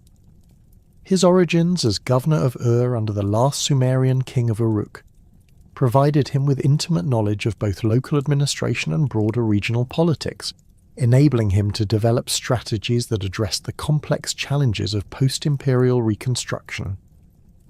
The military campaigns that established Ur-Nammu's authority throughout Sumer required tactical innovations that could overcome both residual Gutian forces and rival Sumerian city-states that had grown accustomed to independence during the preceding century of fragmentation.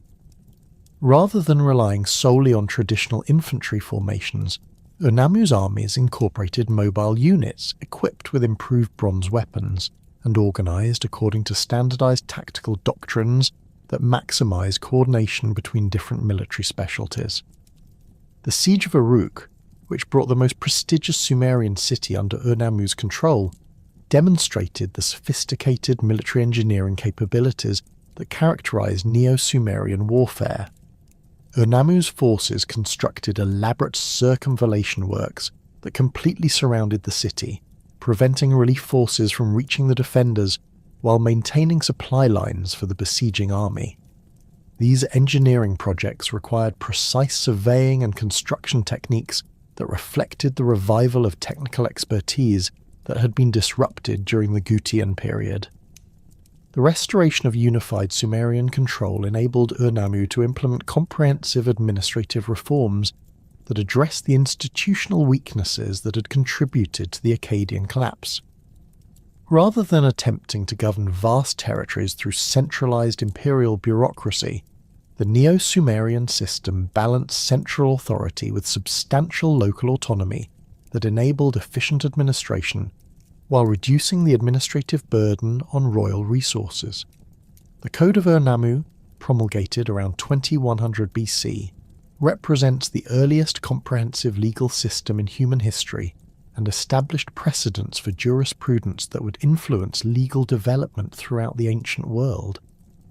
Unlike later legal codes that focus primarily on criminal penalties, Ur-Nammu's legislation addressed civil disputes, commercial transactions, and family relationships that required standardized procedures for resolution.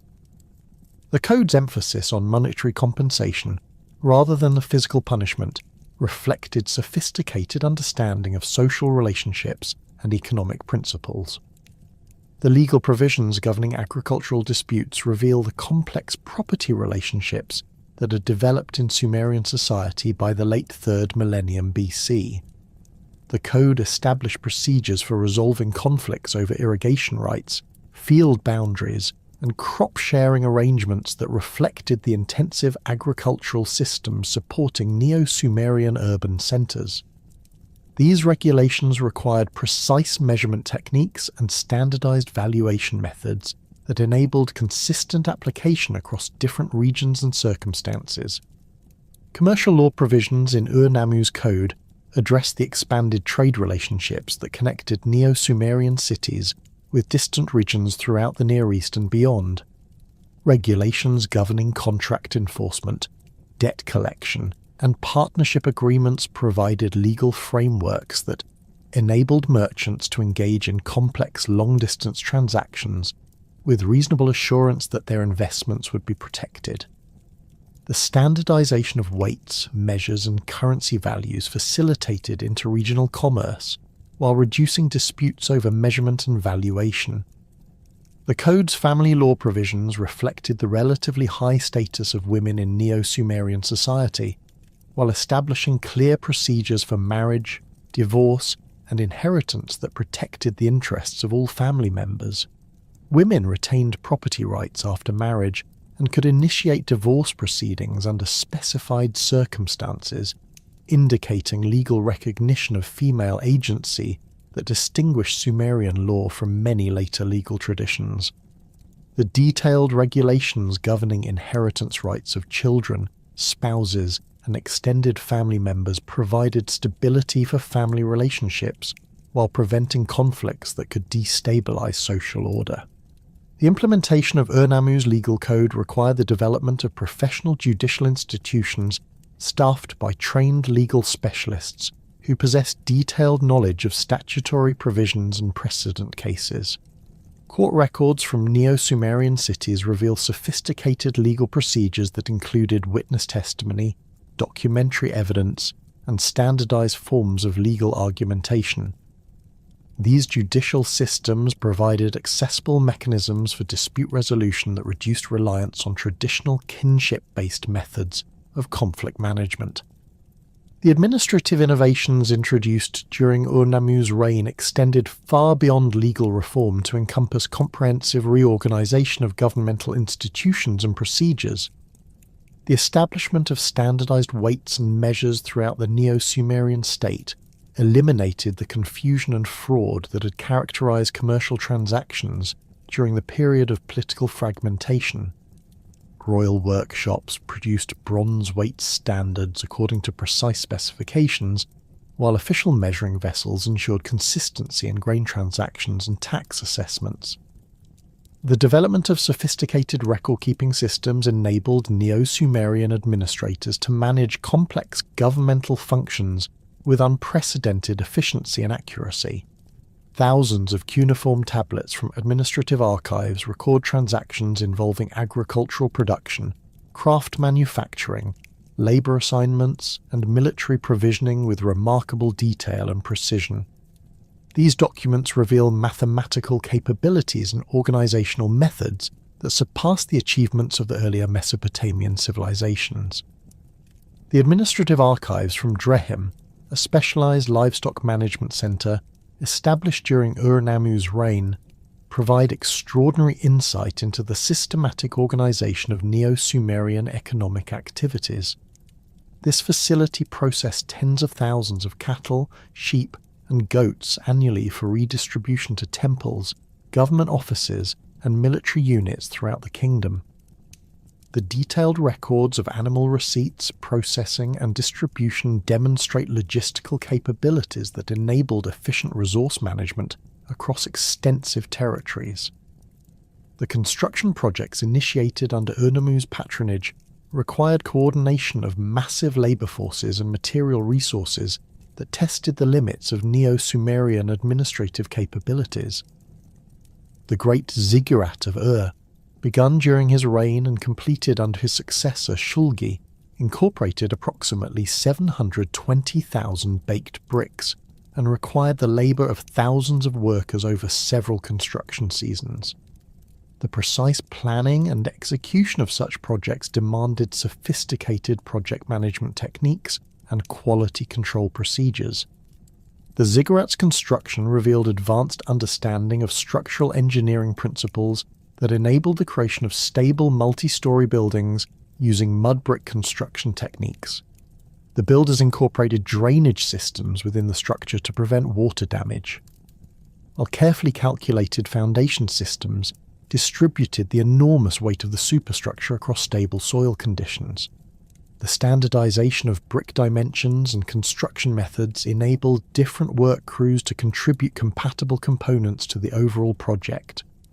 The reign of Shulgi, Urnamu's son who ruled from 2094 to 2047 BC, witnessed the full flowering of Neo-Sumerian civilization and the achievement of administrative sophistication that would not be equalled in Mesopotamia for many centuries. Shulgi's 47-year reign provided the stability necessary for long-term development projects while enabling the refinement of governmental institutions and cultural practices that had been established during his father's more turbulent period of initial conquest and consolidation. The military reforms implemented during Shulgi's reign transformed the Neo-Sumerian army from a traditional levy-based force into a professional military establishment capable of sustained operations across vast distances. Professional soldiers received standardized equipment and training that enabled tactical coordination between units drawn from different regions, while specialized engineering corps provided siege capabilities and logistical support for extended campaigns. The establishment of permanent garrisons in frontier regions provided early warning of potential threats while maintaining imperial authority in distant territories. The expansion of Neo-Sumerian control during Shulgi's reign extended imperial boundaries to their greatest extent, encompassing territories from the Persian Gulf to the Zagros Mountains and from the Syrian desert to the Iranian plateau. This territorial expansion required diplomatic as well as military initiatives, as Shulgi negotiated alliance agreements with local rulers who maintained nominal independence while acknowledging Neo-Sumerian supremacy. These diplomatic arrangements reduced the military burden of imperial defense while providing access to regional resources and trade routes. The cultural achievements of Shulgi's reign included patronage of literary and scholarly activities that produced some of the finest examples of Sumerian literature. The standardization of scribal education throughout the Neo-Sumerian state created shared cultural standards and literary traditions that unified educated elites across diverse regional populations. Temple schools and palace academies developed curricula that combined traditional Sumerian texts with new compositions celebrating contemporary achievements and royal ideology. The Gilgamesh epic, which achieved its classic form during this period, represents the culmination of Mesopotamian literary development and demonstrates the sophisticated narrative techniques and thematic complexity that characterized Neo-Sumerian cultural achievements. The epic's exploration of themes including friendship, mortality, and the relationship between civilization and nature reflected the intellectual sophistication of Neo-Sumerian society while preserving ancient cultural traditions in forms that would influence literature throughout subsequent history. the administrative systems and cultural achievements that characterize Shulgi's reign could not prevent the gradual erosion of Neo-Sumerian power that became increasingly evident during the final decades of the Third Dynasty of Ur.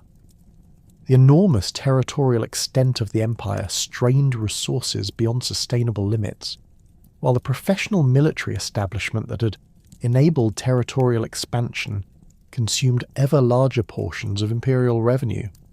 Simultaneously, Amorite nomadic groups from the Syrian desert began infiltrating Mesopotamian territories in increasing numbers, establishing settlements that challenged traditional patterns of urban control over agricultural resources. The Amorites possessed distinct cultural characteristics that distinguished them from both Sumerians and Akkadians, though they readily adopted aspects of Mesopotamian civilization while maintaining their tribal social organization and pastoral economic practices. These Semitic-speaking peoples had been present on the margins of Mesopotamian civilization for centuries, serving as traders, mercenaries, and seasonal laborers who moved between desert camps and urban centers according to economic opportunities and climatic conditions. Their gradual transition from nomadic to settled existence occurred through incremental processes of cultural adaptation rather than sudden conquest or displacement. The weakening of central authority during the reign of Ibbi-Sin, the last king of the Third Dynasty of Ur who ruled from 2028 to 2004 BC, created opportunities for ambitious Amorite leaders to establish independent principalities in regions that had previously acknowledged Neo-Sumerian supremacy. Unlike the Gutian invasions that had destroyed the Akkadian Empire through military conquest, the Amorite expansion occurred primarily through peaceful infiltration and gradual assumption of local authority as imperial control weakened. The city of Babylon emerged as the most successful of these Amorite principalities under the leadership of Sumu Abum, who established the first dynasty of Babylon around 1894 BC.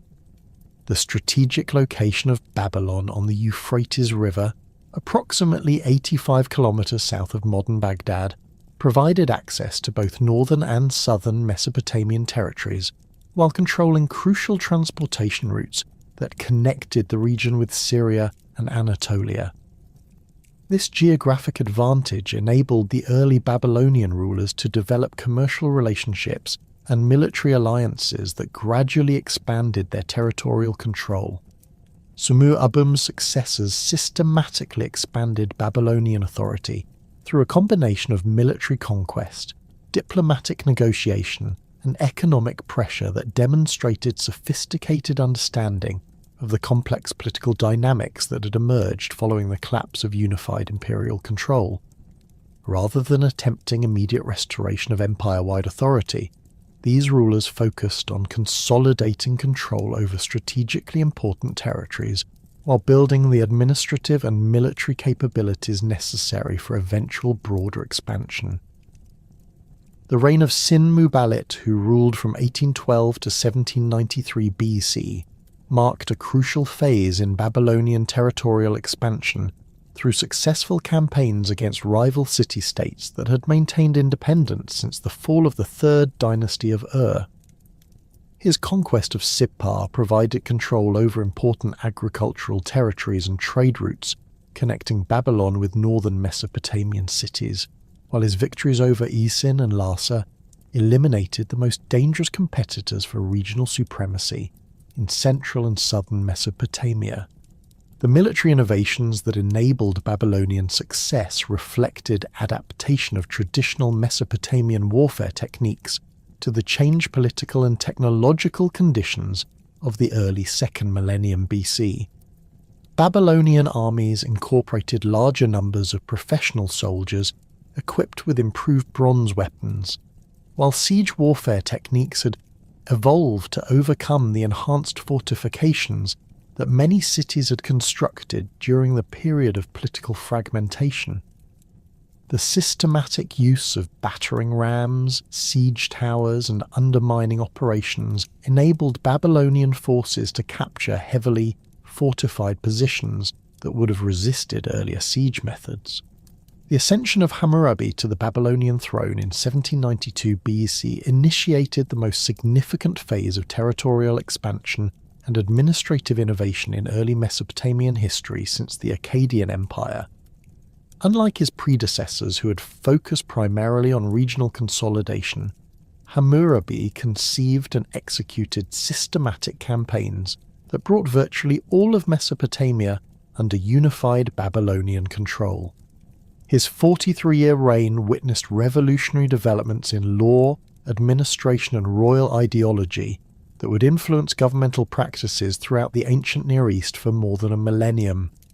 Hammurabi's early military campaigns concentrated on eliminating remaining independent city-states in southern Mesopotamia while establishing defensive positions against potential threats from neighbouring regions. The conquest of Uruk in 1787 BC brought the most prestigious Sumerian city under Babylonian control, providing both symbolic legitimacy and access to the extensive agricultural territories that had supported urban civilization in the region for more than 1,500 years. The subsequent capture of Isin completed Babylonian dominance over the traditional Sumerian heartland. The northern campaigns that brought Assyria under Babylonian control represented Hammurabi's most ambitious military undertaking and demonstrated the sophisticated logistical capabilities that characterized his mature military organization. The siege of Ashur, the ancient Assyrian capital, required coordination of supply lines extending more than 400 kilometers from the Babylonian heartland, while maintaining effective siege operations against one of Mesopotamia's most formidable fortifications. The successful completion of this campaign established Babylonian authority over territories extending from the Persian Gulf to the foothills of Anatolia. The integration of conquered territories into a unified administrative system required institutional innovations that addressed the cultural and linguistic diversity of populations that had previously maintained distinct governmental traditions.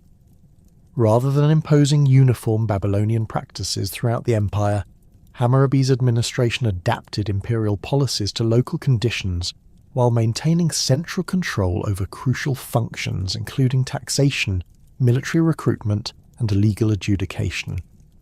The famous Code of Hammurabi, promulgated around 1750 BC, represents the most comprehensive and sophisticated legal system produced in the ancient world and established jurisprudential principles that continue to influence modern legal thinking.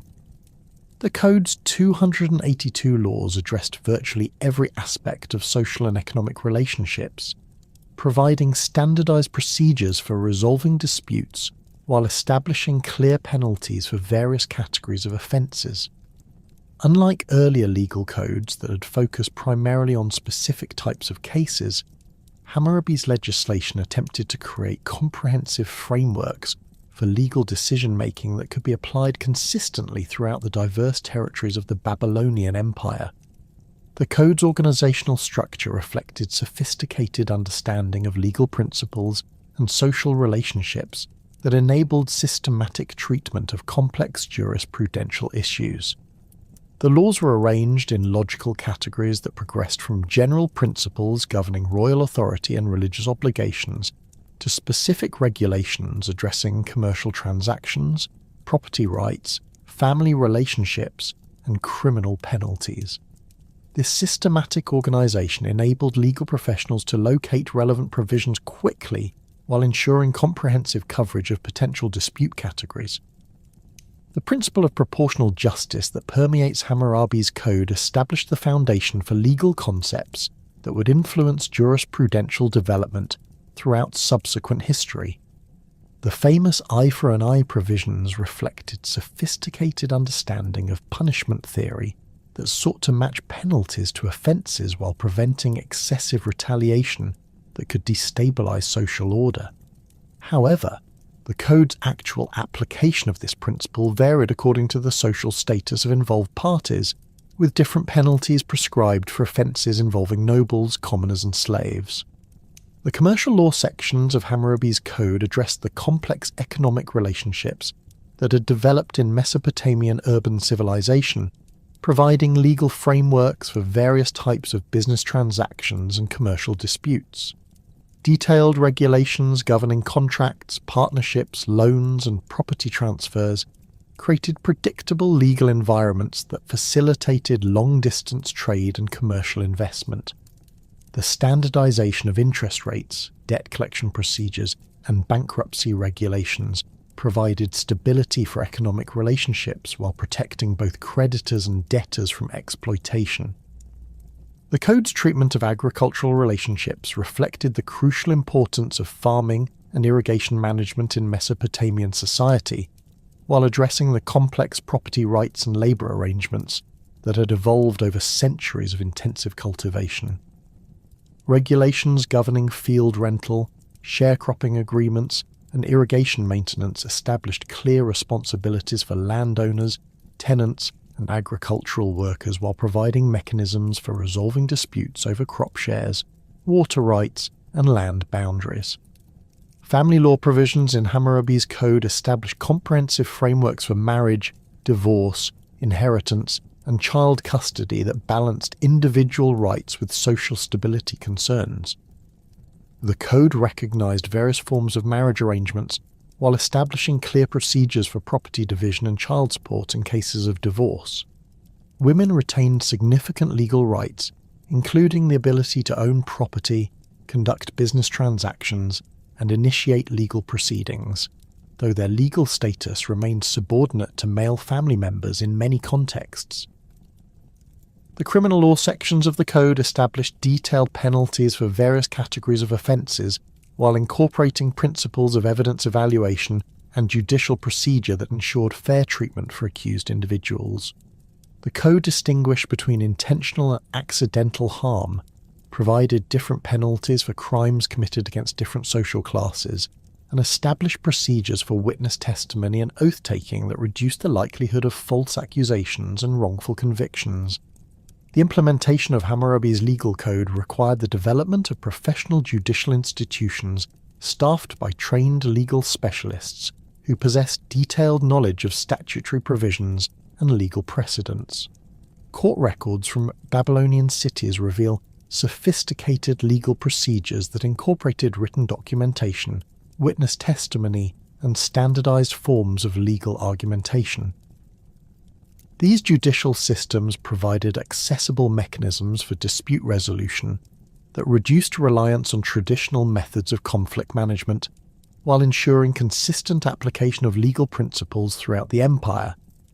The establishment of Babylon as the empire's cultural and intellectual centre attracted scholars, artists, and craftsmen from throughout Mesopotamia and beyond, creating cosmopolitan environments that fostered innovation and cultural synthesis.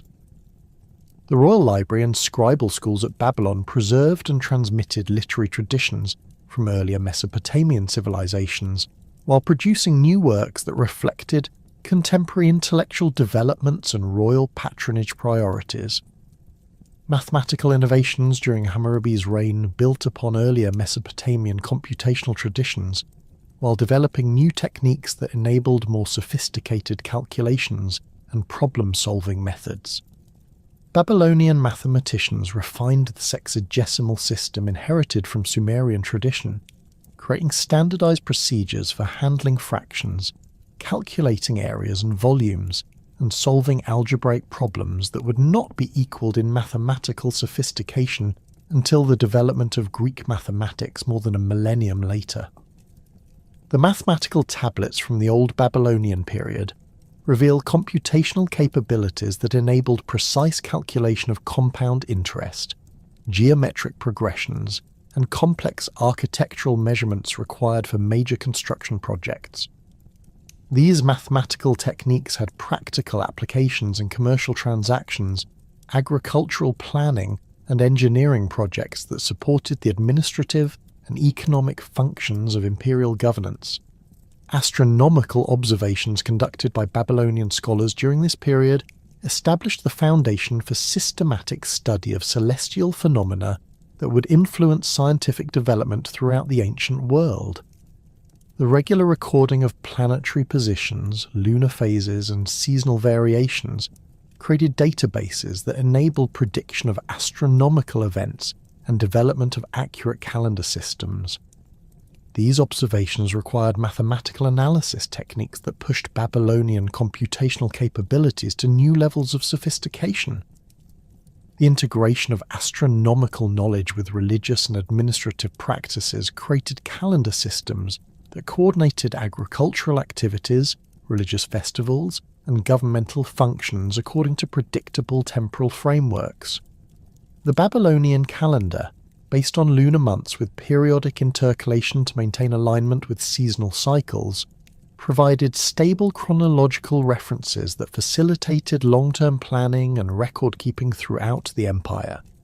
The architectural achievements of Hammurabi's reign reflected the enormous resources available to the Babylonian state and the sophisticated engineering capabilities that had developed through centuries of monumental construction experience.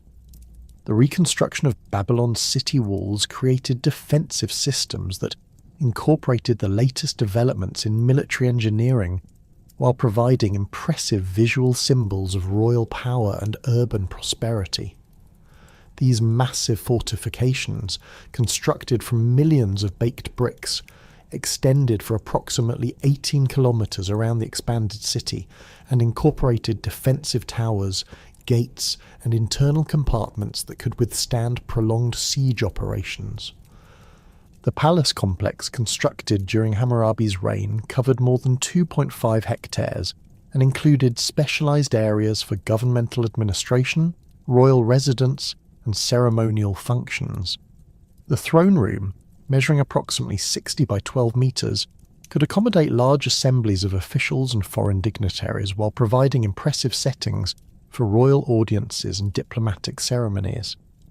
Adjacent administrative quarters housed the extensive bureaucratic apparatus required for imperial governance, including archives, treasuries, and offices for various governmental departments. The economic prosperity and administrative sophistication achieved under Hammurabi's reign established Mesopotamia as the dominant civilization of the ancient Near East.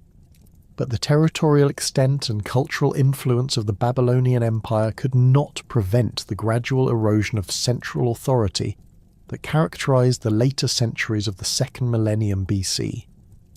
Regional governors accumulated increasing autonomy as royal control weakened, while external pressures from Hittite expansion in Anatolia and Kassite infiltration from the Zagros Mountains created military challenges that strained imperial resources beyond sustainable limits.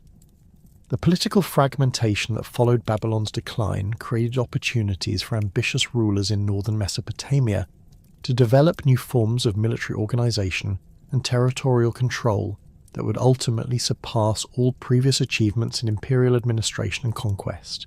The city of Ashur, strategically positioned on the Tigris River approximately 350 kilometers north of Babylon, emerged as the center of this revolutionary transformation in military and political organization.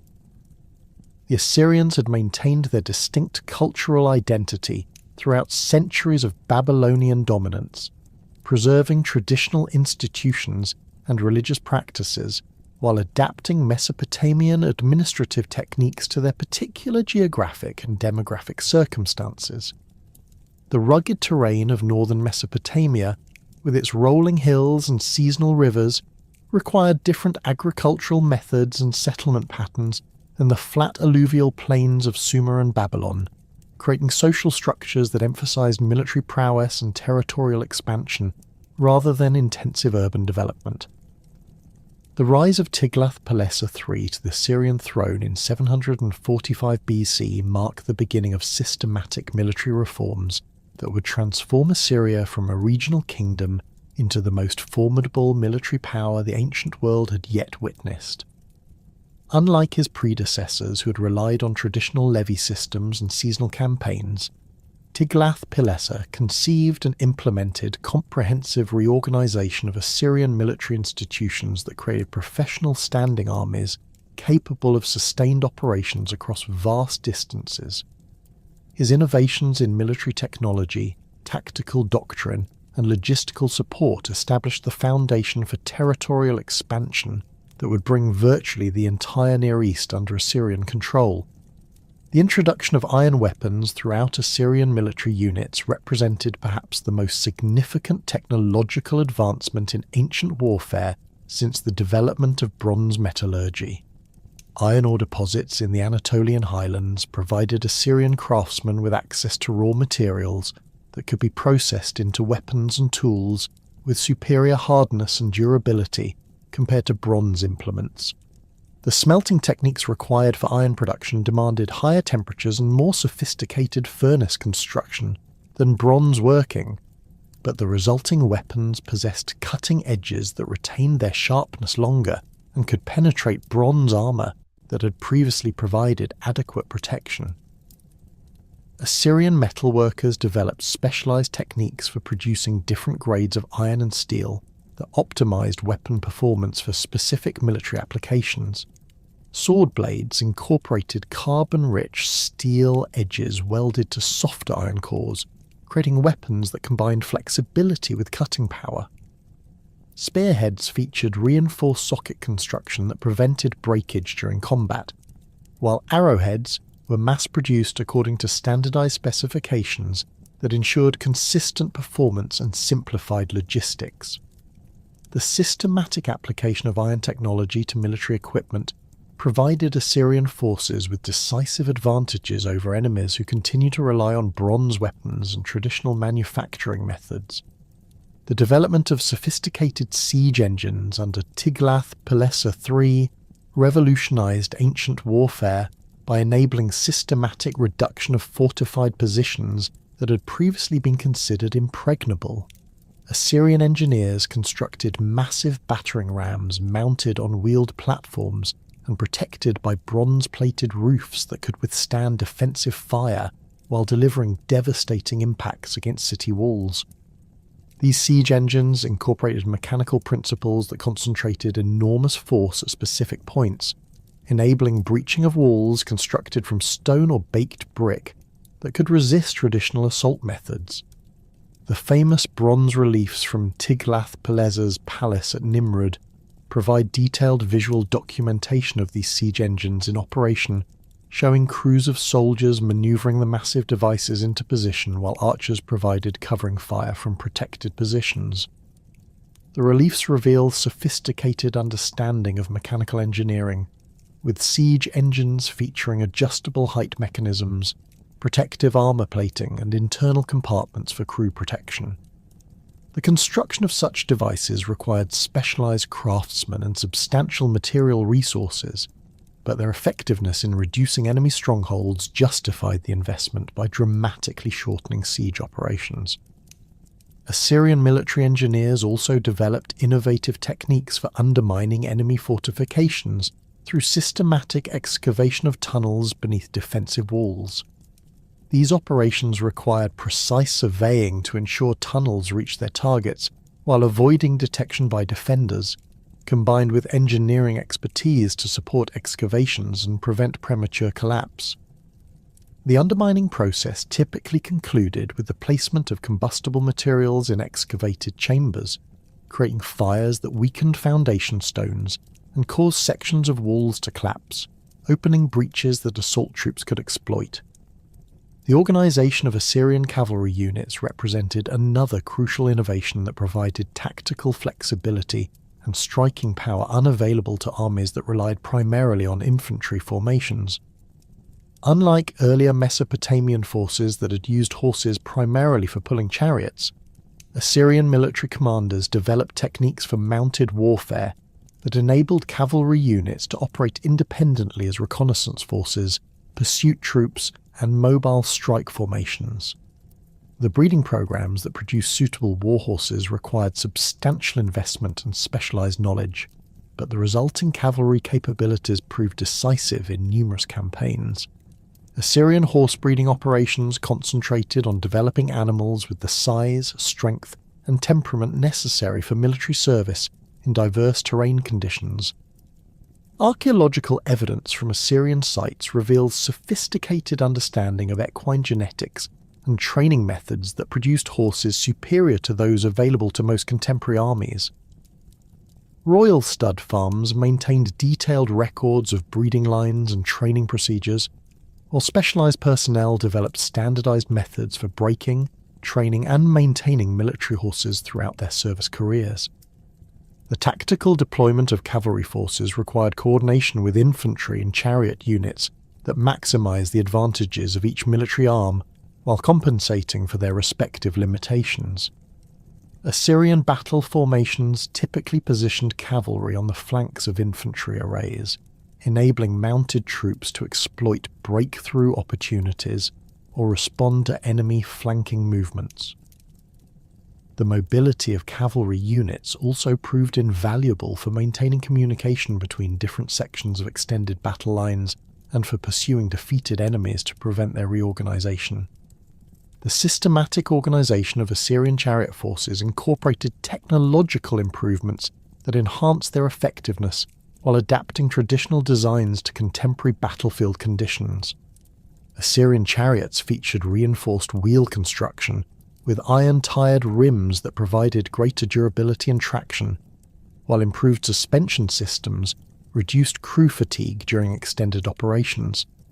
The standardization of chariot dimensions and construction methods enabled mass production techniques that equipped large numbers of units with consistent performance characteristics.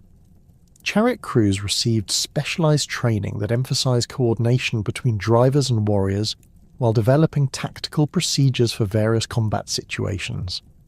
And the integration of chariot forces with infantry and cavalry units required sophisticated command and control systems that could coordinate the movements of different military arms across extended battlefields.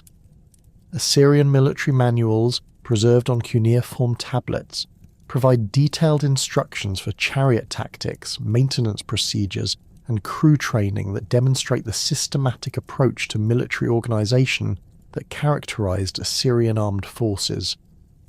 The establishment of professional intelligence networks under Tiglath-Pileser III created information-gathering capabilities that provided Assyrian commanders with detailed knowledge of enemy capabilities, territorial resources, and political conditions throughout the Near East.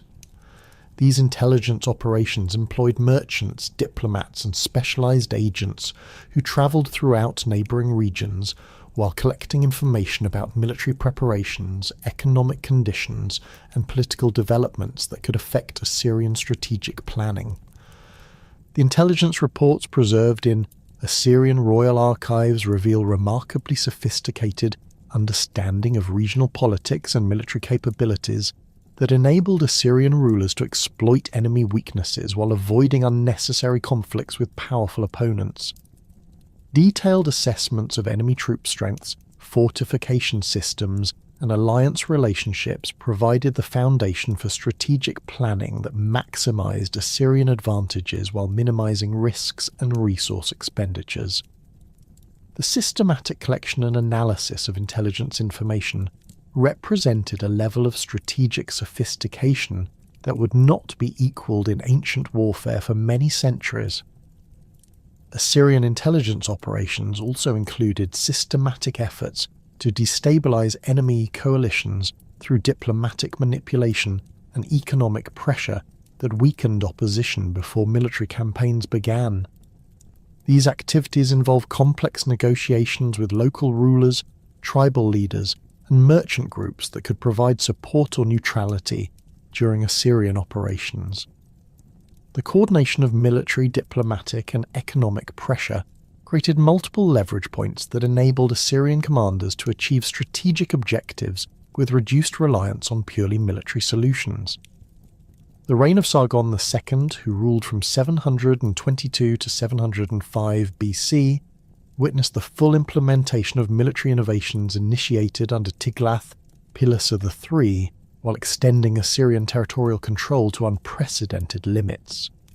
Sargon's systematic campaigns against the Kingdom of Israel, the Phrygian territories in Anatolia, and the Eurasian strongholds in the Armenian highlands demonstrated the effectiveness of reformed Assyrian military institutions while establishing imperial boundaries that encompassed virtually all significant population centres and trade routes in the Near East. The siege and destruction of Samaria in 722 BC exemplified the devastating effectiveness of Assyrian siege warfare techniques, while implementing deportation policies that would become characteristic features of imperial administration. The 3-year siege required sustained logistical support for large military forces, while coordinating multiple assault methods that eventually overwhelmed the city's defensive systems. The systematic deportation of the Israelite population following the city's capture eliminated potential centers of resistance while providing skilled workers and soldiers for other regions of the empire. Assyrian deportation policies represented sophisticated understanding of population management and social control that addressed the challenges of governing diverse ethnic and cultural groups across vast territorial expanses. Rather than attempting to eliminate conquered populations, Assyrian administrators relocated skilled craftsmen, agricultural workers, and administrative personnel to regions where their expertise could contribute to imperial economic development, while removing them from familiar territories where they might organize resistance movements. The establishment of Dur-Sharrukin as Sargon's new capital demonstrated the enormous resources available to Assyrian rulers, while showcasing the architectural and engineering capabilities that characterized imperial administration. This planned city, constructed according to systematic urban design principles, covered approximately 3 square kilometers and incorporated specialized districts for governmental functions, military installations, and residential areas.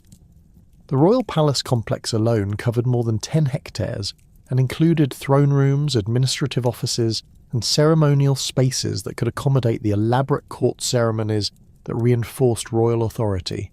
The construction of Dur-Sharrukin required coordination of massive labour forces drawn from throughout the empire, including skilled craftsmen, specialised engineers, and thousands of workers who transported materials and performed construction tasks. The project's successful completion within Sargon's 17-year reign demonstrated administrative capabilities that could mobilise and coordinate resources across vast distances while maintaining quality control standards that ensured structural integrity and architectural consistency. The reign of Ashurbanipal, who ruled from 668 to 627 BC, marked the zenith of Assyrian imperial power, while witnessing revolutionary developments in scholarship and cultural preservation that would influence intellectual development throughout subsequent history. Unlike his predecessors who had focused primarily on territorial expansion and military conquest, Ashurbanipal combined continued military success with systematic efforts to collect, preserve, and organize the accumulated knowledge of Mesopotamian civilization. The Great Library established at Nineveh under Ashurbanipal's patronage represented the most ambitious scholarly project undertaken in the ancient world, bringing together literary, religious, scientific, and historical texts from throughout Mesopotamia and beyond. Royal scribes systematically copied manuscripts from temple and palace archives throughout the empire, creating comprehensive collections that preserved works spanning more than 2 millennia of Mesopotamian intellectual development. The library's holdings included approximately 30,000 cuneiform tablets, organised according to systematic cataloguing procedures that enabled efficient retrieval and cross-referencing. The preservation of the Epic of Gilgamesh in its most complete form exemplifies the scholarly achievements of Ashurbanipal's library project, while demonstrating the sophisticated literary analysis and editorial techniques employed by royal scribes. The epic's various versions and fragments, collected from different cities and time periods, were systematically compared and integrated to create authoritative texts that preserved ancient literary traditions while ensuring their transmission to future generations.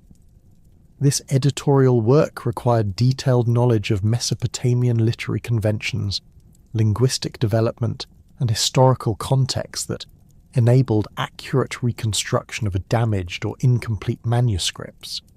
The library's scientific collections included mathematical texts, astronomical observations, medical treatises, and technical manuals that documented the accumulated practical knowledge of Mesopotamian civilization.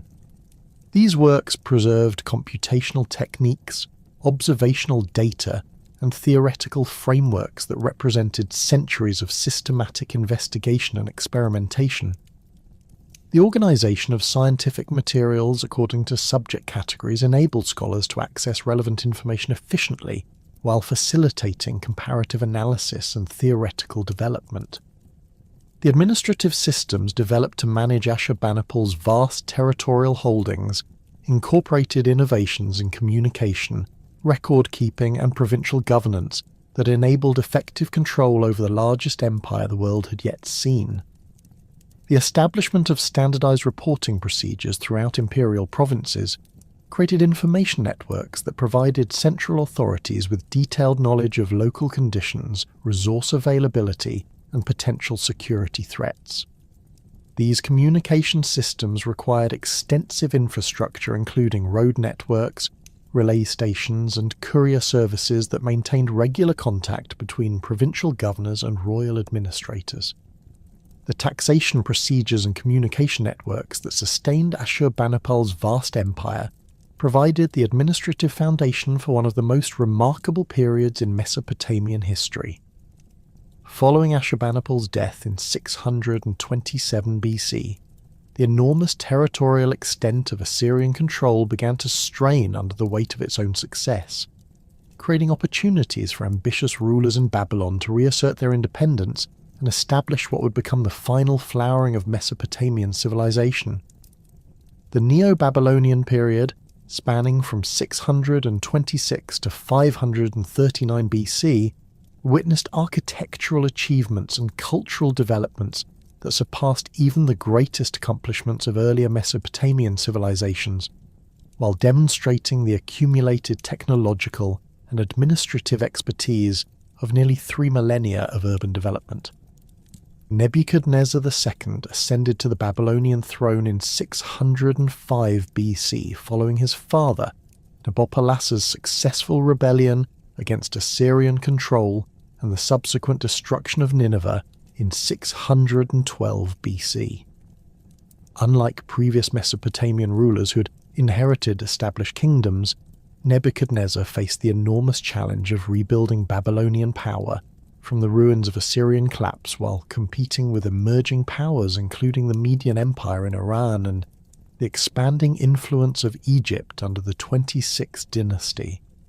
His 43-year reign would transform Babylon into the most magnificent city the ancient world had ever witnessed while establishing cultural and architectural standards that would influence urban development throughout subsequent history.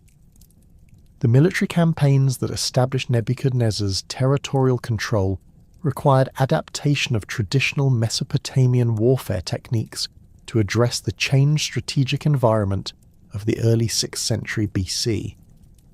The collapse of Assyrian power had created a complex political landscape where multiple regional powers competed for control over crucial trade routes and agricultural territories, while new military technologies and tactical innovations demanded flexible responses from Babylonian commanders.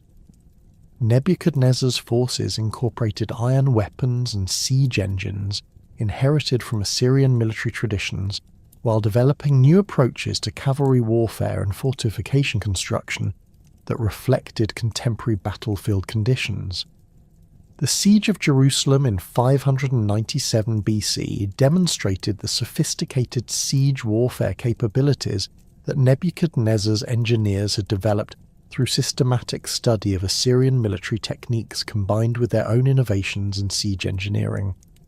The Babylonian forces constructed elaborate circumvallation works that completely surrounded the city while maintaining supply lines extending more than 800 kilometers from the Mesopotamian heartland. These engineering projects required precise surveying and construction techniques that enabled the creation of temporary military installations capable of supporting large armies throughout extended siege operations. The siege engines employed during the Jerusalem campaign incorporated mechanical improvements that enhanced their effectiveness against the advanced fortification systems that had been constructed throughout the Levant during the preceding centuries of Assyrian expansion. Babylonian battering rams featured reinforced bronze heads mounted on wheeled platforms protected by leather and metal armour that could withstand defensive fire while delivering concentrated force against specific sections of city walls. The systematic application of these siege techniques, combined with diplomatic pressure and economic blockade, eventually forced Jerusalem's surrender without the massive destruction that had characterized many Assyrian siege operations.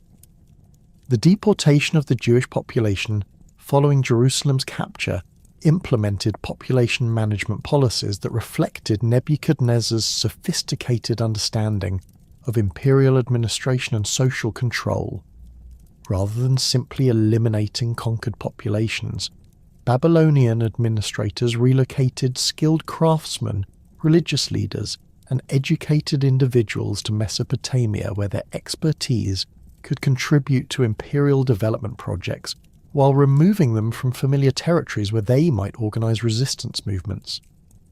This systematic approach to population management created diverse urban communities that enhanced Babylonian cultural and intellectual life, while providing the specialized skills necessary for ambitious construction projects. The famous Babylonian captivity that resulted from these deportation policies created unprecedented opportunities for cultural exchange and intellectual development that would profoundly influence both Mesopotamian civilization and the subsequent development of Judaism. The relocated Jewish communities brought with them sophisticated theological concepts, literary traditions, and historical perspectives that enriched Babylonian intellectual life, while adapting their own cultural practices to Mesopotamian urban environments.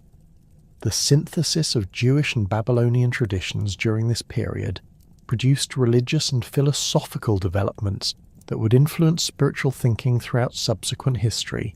Jewish scholars in Babylonian exile encountered mathematical, astronomical, and literary traditions that had been accumulating in Mesopotamian cities for more than 2 millennia, creating opportunities for intellectual synthesis that enhanced both traditions.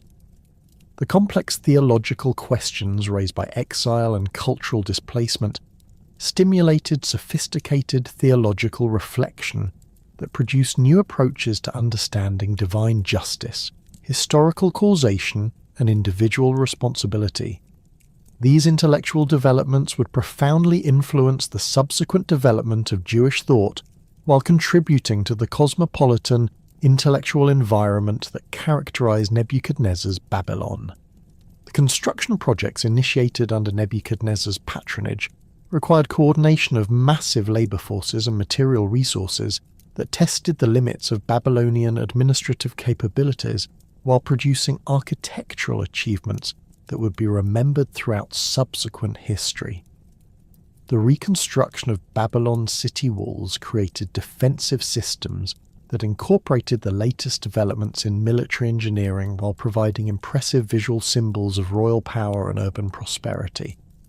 These massive fortifications, constructed from millions of baked bricks, extended for approximately 18 kilometers around the expanded city and incorporated defensive towers, gates, and internal compartments that could withstand the most advanced siege techniques available to contemporary armies.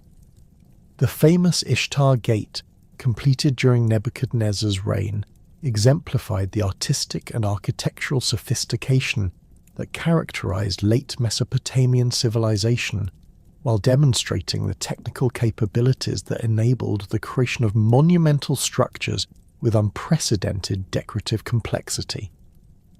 The gate's construction required approximately 575 glazed brick reliefs, depicting dragons, bulls, and other symbolic animals arranged in sophisticated compositional patterns that created stunning visual effects through their brilliant blue, yellow, and white coloration. The glazing techniques employed in these decorations represented the culmination of ceramic technology that had been developing in Mesopotamian workshops for centuries. The production of glazed bricks for the Ishtar Gate required mastery of complex chemical processes that combined silica, alkali and metallic compounds in precise proportions to create durable ceramic surfaces with consistent coloration and weather resistance. Babylonian craftsmen developed specialized kilns that could maintain the high temperatures necessary for proper glazing while providing controlled atmospheric conditions that ensured uniform results across thousands of individual brick components. The standardization of production techniques enabled the creation of large-scale decorative programs with consistent quality and visual coherence. The processional way that connected the Ishtar Gate to the city's ceremonial centre represented one of the most ambitious urban planning projects in ancient history, creating a magnificent boulevard that showcased Babylonian artistic achievements while providing impressive settings for religious festivals and royal ceremonies. The roadway extended for approximately 1 kilometre through the heart of the city and featured walls decorated with glazed brick reliefs depicting lions, the sacred animal of the goddess Ishtar. These decorative programs required the production and installation of more than 1,000 individual relief panels, each crafted according to precise artistic specifications that ensured visual consistency throughout the extended composition. The engineering challenges involved in constructing the processional way required sophisticated understanding of urban drainage, foundation construction, and traffic management that enabled the creation of durable roadways capable of supporting heavy ceremonial processions while maintaining their decorative integrity. The roadway's foundation incorporated multiple layers of stone, gravel, and bitumen that provided stable support for the massive stone paving blocks while preventing water damage from seasonal flooding. The precise grading and drainage systems ensured that surface water was efficiently channeled away from decorative elements while maintaining smooth surfaces suitable for ceremonial use. The legendary Hanging Gardens of Babylon, described by ancient authors as one of the 7 wonders of the ancient world, may have represented the most ambitious horticultural project ever attempted in the ancient Near East, though their historical existence remains a subject of scholarly debate. Classical sources describe elaborate terraced gardens supported by massive stone arches and irrigated through sophisticated hydraulic systems that lifted water from the Euphrates River to elevated planting areas. The engineering challenges involved in such a project would have required innovations in structural design, water management, and agricultural techniques that pushed Mesopotamian technical capabilities to their absolute limits. Archaeological investigations at Babylon have failed to identify definitive remains of the Hanging Gardens, leading some scholars to suggest that the classical descriptions may represent confused accounts of gardens constructed at other Mesopotamian cities or entirely legendary creations. However, the sophisticated irrigation technologies and architectural capabilities demonstrated by other Nebuchadnezzar construction projects suggest that Babylonian engineers possessed the technical expertise necessary for such ambitious horticultural undertakings. The debate over the garden's historical existence reflects the broader challenge of reconciling classical literary sources with archaeological evidence in ancient Near Eastern studies. The astronomical and mathematical achievements of Neo-Babylonian scholars represented the culmination of scientific traditions that had been developing in Mesopotamian cities since the early urban period. Babylonian astronomers developed systematic methods for predicting planetary positions, lunar eclipses, and seasonal variations that enable the creation of accurate ephemeris tables, used throughout the ancient world for calendar calculations and agricultural planning. These predictive capabilities required mathematical techniques that incorporated sophisticated understanding of cyclical patterns, numerical relationships, and computational procedures that would influence scientific development for centuries. The development of mathematical astronomy during Nebuchadnezzar's reign built upon earlier Mesopotamian observational traditions, while introducing new theoretical frameworks that enabled more precise predictions of celestial phenomena. Babylonian astronomers discovered that planetary motions could be described through mathematical functions that related position changes to time intervals, creating the foundation for quantitative approaches to astronomical prediction. These mathematical techniques required computational capabilities that pushed Mesopotamian mathematics to new levels of sophistication, while establishing methodological precedents that would influence Greek scientific development. The creation of detailed ephemeris tables that predicted lunar positions, planetary conjunctions, and eclipse cycles required systematic observations extending over multiple decades, combined with mathematical analysis techniques that could identify recurring patterns within complex data sets. Babylonian astronomers maintained detailed observational records that documented celestial phenomena with remarkable precision, creating databases that enabled statistical analysis and pattern recognition. These observational programs required institutional continuity and resource allocation that demonstrated the high value placed on astronomical knowledge by Neo-Babylonian rulers. The practical applications of Babylonian astronomical knowledge extended far beyond academic interest to encompass religious, agricultural, and administrative functions that were essential for effective governance of complex urban societies. Accurate calendar systems enabled coordination of religious festivals, agricultural activities, and administrative procedures according to predictable temporal frameworks that enhance social organization and economic efficiency. The ability to predict eclipses and other unusual celestial events provided religious authorities with powerful tools for maintaining their spiritual authority, while demonstrating divine favor for royal policies. The mathematical innovations developed by Neo-Babylonian scholars to support astronomical calculations included advances in numerical computation, geometric analysis, and algebraic problem-solving that represented significant theoretical achievements. Babylonian mathematicians developed techniques for calculating square roots, solving quadratic equations, and analysing geometric relationships that would not be surpassed in mathematical sophistication until the development of Greek theoretical mathematics several centuries later. These computational capabilities had practical applications in engineering, architecture, and commercial calculations that supported the complex economic and administrative activities of imperial governance. The influence of Neo-Babylonian mathematical and astronomical achievements extended throughout the ancient world through trade relationships, diplomatic contacts, and scholarly exchanges that disseminated Mesopotamian knowledge to Greek, Persian, and other intellectual traditions.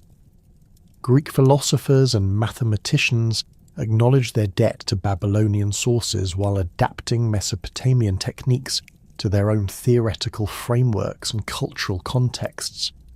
The transmission of Mesopotamian scientific knowledge to Greek scholars established intellectual continuity that would influence scientific development throughout the classical period and beyond. The administrative systems developed to manage Nebuchadnezzar's territorial holdings incorporated innovations in record-keeping, communication, and resource management that enabled effective governance of diverse populations across extensive territories. The standardization of weights, measures, and currency throughout Babylonian territories facilitated interregional commerce while reducing transaction costs and commercial disputes. Royal workshops produced high-quality craft goods that were traded throughout the Near East, generating revenues that supplemented agricultural taxation and tribute payments from conquered territories. The economic prosperity and cultural magnificence achieved during Nebuchadnezzar's reign created the final flowering of independent Mesopotamian civilization, but the enormous resources devoted to monumental construction and urban development could not address the fundamental strategic vulnerabilities that would ultimately enable foreign conquest. The death of Nebuchadnezzar in 562 BC initiated a period of political instability and dynastic conflict that weakened Babylonian military capabilities, while external threats from the expanding Persian Empire under Cyrus the Great grew increasingly formidable. The sophisticated administrative systems and cultural achievements that had made Babylon the wonder of the ancient world would prove insufficient to maintain independence against the revolutionary military and political innovations that characterized Persian imperial expansion. The rise of Cyrus the Great to power in Persia around 559 BC introduced a fundamentally different approach to imperial organization that combined military effectiveness with administrative flexibility and cultural tolerance. Unlike previous Near Eastern empires that had relied primarily on military coercion and cultural assimilation to maintain control over conquered territories, the Persian system incorporated local traditions and governmental structures while establishing overarching imperial frameworks that coordinated diverse populations and regions. This innovative approach to imperial administration would prove devastatingly effective against traditional Mesopotamian political systems that had been optimized for governing culturally homogeneous urban populations rather than vast multi-ethnic territories. Persian military innovations built upon centuries of nomadic warfare traditions from the Iranian plateau while incorporating the most effective techniques developed by previous Near Eastern civilizations. Persian cavalry units possess superior mobility and tactical flexibility compared to Mesopotamian forces that continued to rely heavily on infantry formations and siege warfare techniques.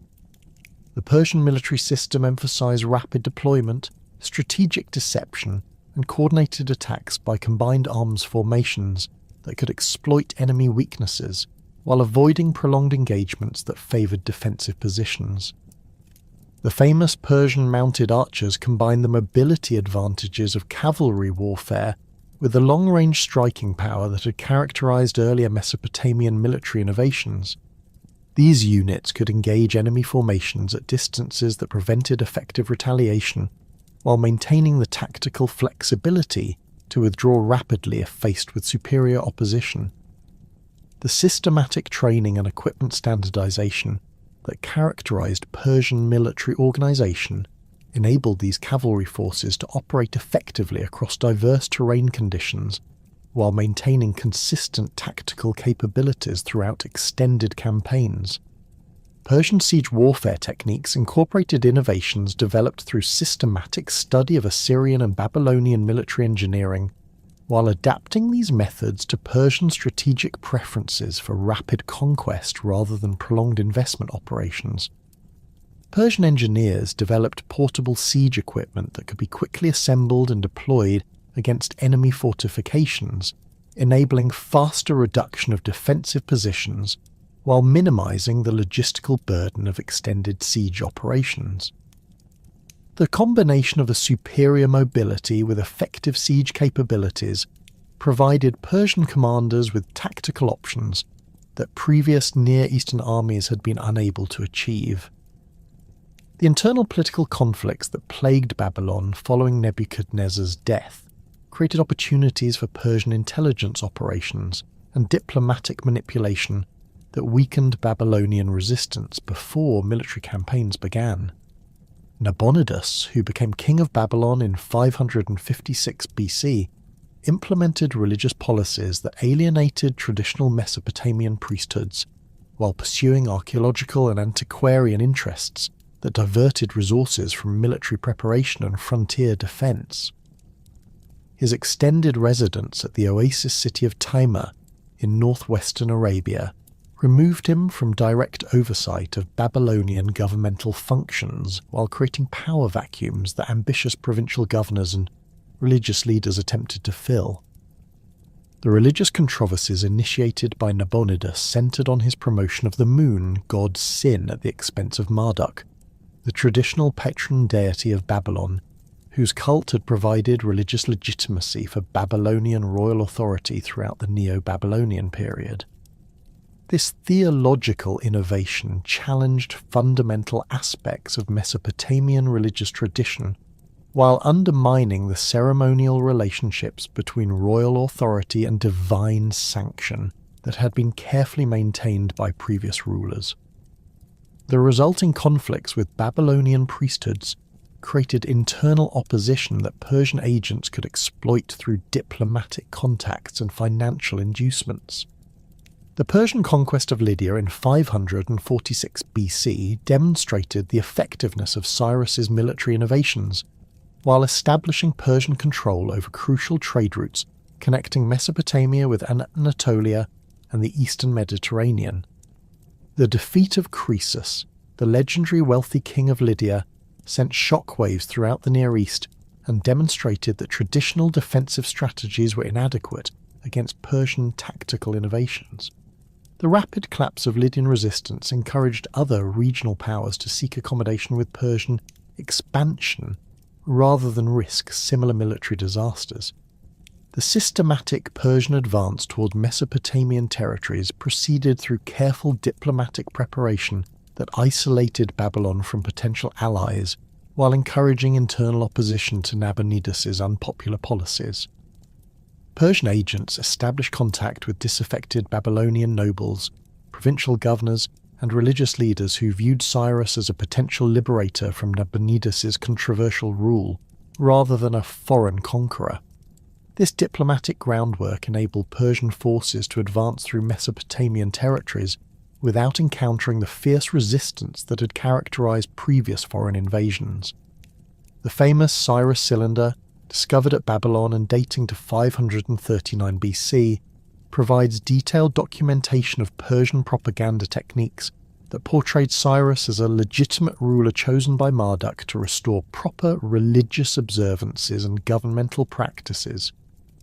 The cylinder's text emphasizes Cyrus's respect for Babylonian religious traditions and his commitment to maintaining established cultural institutions while presenting Nabonidus as an impious ruler who had violated divine will through his religious innovations. This sophisticated propaganda campaign created ideological justification for Persian conquest, while encouraging Babylonian cooperation with the new imperial administration. The actual conquest of Babylon in October 539 BC occurred with remarkably little military resistance, reflecting the effectiveness of Persian diplomatic preparation and the extent of internal opposition to Nabonidus's rule. Contemporary sources describe the Persian army entering the city without battle, while Nabonidus fled to avoid capture.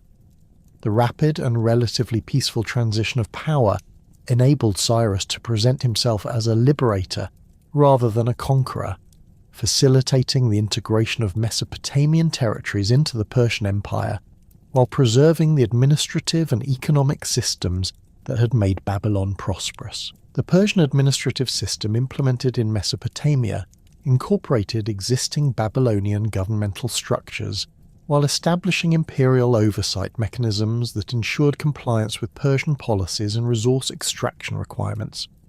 Local administrators retained responsibility for day-to-day governmental functions, while Persian governors monitored activities and coordinated regional policies with imperial objectives. This flexible approach to provincial administration enabled efficient governance while minimizing cultural conflicts that could destabilize imperial control. The integration of Mesopotamian territories into the Persian Empire created unprecedented opportunities for cultural exchange and intellectual development that would influence civilization throughout the ancient world. Persian imperial policies actively encouraged the preservation and transmission of local cultural traditions, while facilitating communication between different regions and peoples within the empire.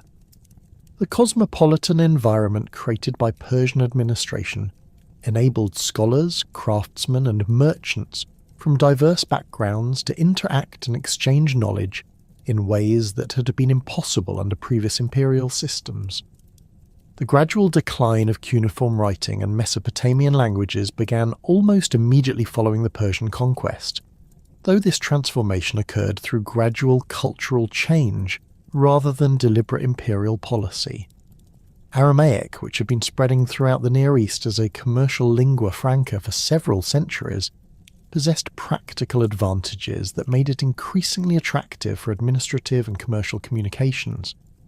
The alphabetic Aramaic writing system required far less training than cuneiform literacy, while enabling more efficient record-keeping and correspondence across the diverse linguistic communities of the Persian Empire. The Persian imperial administration adopted Aramaic as the official language for governmental communications throughout the empire, creating practical incentives for Mesopotamian administrators, merchants, and educated individuals to develop Aramaic literacy rather than maintaining traditional cuneiform skills.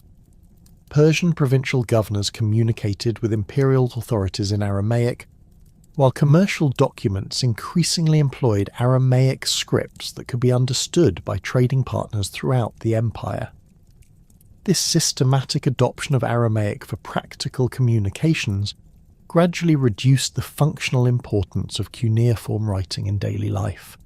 The educational systems that had preserved and transmitted cuneiform literacy for more than 3 millennia began to contract as demand for traditional scribal skills declined in favour of Aramaic competency. Temple schools continued to maintain cuneiform traditions for religious purposes, but the career opportunities that had previously motivated young men to invest years in mastering complex cuneiform writing systems were increasingly available to those with Aramaic skills instead. The economic incentives that had sustained cuneiform education gradually shifted toward alphabetic literacy that provided greater practical utility in the Persian imperial context. The transformation of Mesopotamian linguistic practices occurred over several generations rather than through immediate replacement, creating transitional periods where both cuneiform and Aramaic systems operated simultaneously within different social and institutional contexts. Religious ceremonies, legal documents, and scholarly texts continued to employ cuneiform writing for centuries after the Persian conquest, while commercial transactions, administrative correspondence, and diplomatic communications increasingly utilized Aramaic scripts. This gradual transition preserved important aspects of Mesopotamian cultural tradition while adapting to changing practical requirements. The preservation and transmission of Mesopotamian knowledge through Persian, Greek, and Islamic scholars ensured that the intellectual achievements of nearly 3 millennia of urban civilization would continue to influence human development long after cuneiform writing had disappeared from daily use. Persian administrators recognized the value of Mesopotamian expertise in mathematics, astronomy, engineering, and medicine, actively supporting the translation of important texts into Aramaic and other languages that could be accessed by scholars throughout the empire. These translation projects preserved crucial knowledge while making it available to new generations of scholars who lacked cuneiform literacy. The mathematical traditions developed in Mesopotamian cities provided the foundation for Persian administrative systems that required sophisticated computational capabilities for taxation, resource management, and territorial administration. Babylonian mathematical techniques for calculating areas, volumes, and proportional relationships proved essential for managing the complex economic activities of imperial governance while enabling precise measurement and allocation of resources across vast territories. Persian administrators adopted and adapted these mathematical methods while transmitting them to other regions of the empire, where they influenced local computational traditions. Mesopotamian astronomical knowledge proved particularly valuable for Persian imperial administration, which required accurate calendar systems and predictive capabilities for coordinating activities across diverse climatic and cultural regions. Babylonian ephemeris tables that predicted lunar phases, planetary positions, and seasonal variations enabled Persian administrators to maintain consistent chronological frameworks throughout the empire while accommodating local calendar traditions. The systematic observation and mathematical analysis techniques developed by Mesopotamian astronomers provided models for scientific investigation that would influence intellectual development throughout the Persian period and beyond. The engineering expertise accumulated through millennia of Mesopotamian urban development proved invaluable for Persian construction projects and infrastructure development throughout the empire. Mesopotamian techniques for irrigation system design, architectural construction, and urban planning provided technical knowledge that enabled Persian administrators to develop new cities and agricultural territories while maintaining existing urban centres. The systematic approach to engineering problem-solving that characterised Mesopotamian technical traditions influenced Persian infrastructure projects from Persepolis to the Indus Valley. Greek scholars who encountered Mesopotamian intellectual traditions through Persian imperial networks began systematic efforts to understand and adapt these knowledge systems to Greek theoretical frameworks and cultural contexts.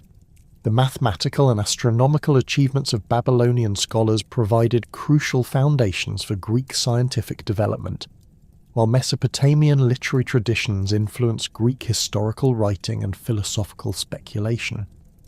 The transmission of Mesopotamian knowledge to Greek intellectual centres established continuity between ancient Near Eastern and classical Mediterranean civilizations that would prove crucial for preserving ancient achievements. The conquest of the Persian Empire by Alexander the Great in 331 BC created new opportunities for cultural synthesis and knowledge transmission that further disseminated Mesopotamian intellectual achievements throughout the Hellenistic world. Greek scholars working in Alexandria, Antioch, and other Hellenistic centres gained direct access to Mesopotamian texts and traditions while contributing their own theoretical innovations to the accumulated body of ancient knowledge. This intellectual synthesis created new approaches to mathematics, astronomy, and natural philosophy that incorporated the best elements of both traditions. Islamic scholars during the medieval period undertook systematic translation projects that preserved crucial Mesopotamian texts while adapting ancient knowledge to Islamic intellectual frameworks and practical requirements.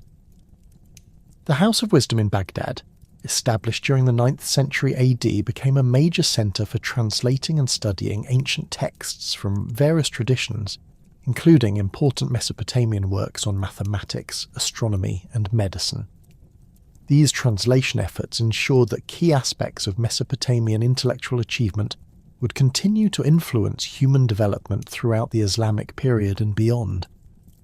The lasting legacy of Mesopotamian civilization in law, government, literature, science, and religion continues to influence modern society through multiple transmission pathways that connect contemporary institutions and practices to ancient precedents. The legal principles established in early Mesopotamian law codes provided foundational concepts for jurisprudential development throughout subsequent history, while governmental institutions first developed in Mesopotamian city-states established precedents for administrative organization and political authority that continue to influence modern governmental systems. The literary achievements of Mesopotamian civilization, particularly the Epic of Gilgamesh and other narrative traditions, established fundamental themes and storytelling techniques that continue to influence world literature. The exploration of universal human experiences, including friendship, mortality, and the relationship between civilization and nature that characterized Mesopotamian literary works, provided models for literary expression that transcended cultural and temporal boundaries. Modern readers continue to find relevance and meaning in these ancient narratives, demonstrating the enduring power of Mesopotamian literary achievement. The scientific methods and observational techniques developed by Mesopotamian scholars established precedents for systematic investigation and mathematical analysis that provided crucial foundations for subsequent scientific development. The quantitative approaches to astronomical observation, mathematical computation, and engineering problem-solving that characterized Mesopotamian intellectual traditions established methodological principles that continue to influence scientific investigation. Modern mathematics, astronomy, and engineering retain fundamental concepts and techniques that can be traced directly to Mesopotamian origins. The religious and philosophical concepts developed in Mesopotamian civilization provided crucial foundations for subsequent theological and philosophical development throughout the ancient world and beyond. The sophisticated understanding of divine human relationships, moral responsibility, and cosmic order that characterize Mesopotamian religious thought influenced the development of Judaism, Christianity, and Islam, while contributing to philosophical traditions that continue to shape human understanding of fundamental existential questions. The urban planning principles, architectural techniques, and engineering solutions developed in Mesopotamian cities established precedents for city design and infrastructure development that continue to influence modern urban development. The systematic approaches to water management, transportation networks, and public space organization that characterized Mesopotamian urban planning provided models that have been adapted and refined throughout subsequent history, while remaining fundamentally relevant to contemporary challenges of urban development and resource management. Thus, the Persian conquest of Babylon in 539 BC marked not the destruction of Mesopotamian civilization, but rather its transformation and integration into broader patterns of cultural development that would carry its achievements throughout the ancient world and beyond. The sophisticated governmental institutions, technological innovations, intellectual achievements, and cultural traditions that had developed over nearly 3 millennia of Mesopotamian urban civilization provided crucial foundations for subsequent human development, while establishing precedents and principles that continue to influence modern society. The end of independent Mesopotamian political authority represented the beginning of a new phase in the transmission and adaptation of ancient achievements that would ensure their continued relevance throughout subsequent history. The cuneiform tablets that lay buried in the ruins of ancient cities would eventually be rediscovered by modern archaeologists, providing direct access to the voices and experiences of humanity's first urban civilizations. Through these remarkable documents, modern scholars have gained unprecedented insight into the daily lives, governmental institutions, economic systems, and intellectual achievements of the peoples who created the foundations of civilized life. The legacy of Mesopotamia thus extends far beyond its historical influence to provide contemporary humanity with direct connection to its earliest urban ancestors and their remarkable achievements in transforming human society from nomadic bands to complex civilizations that establish the patterns of organized life that continue to shape our world today.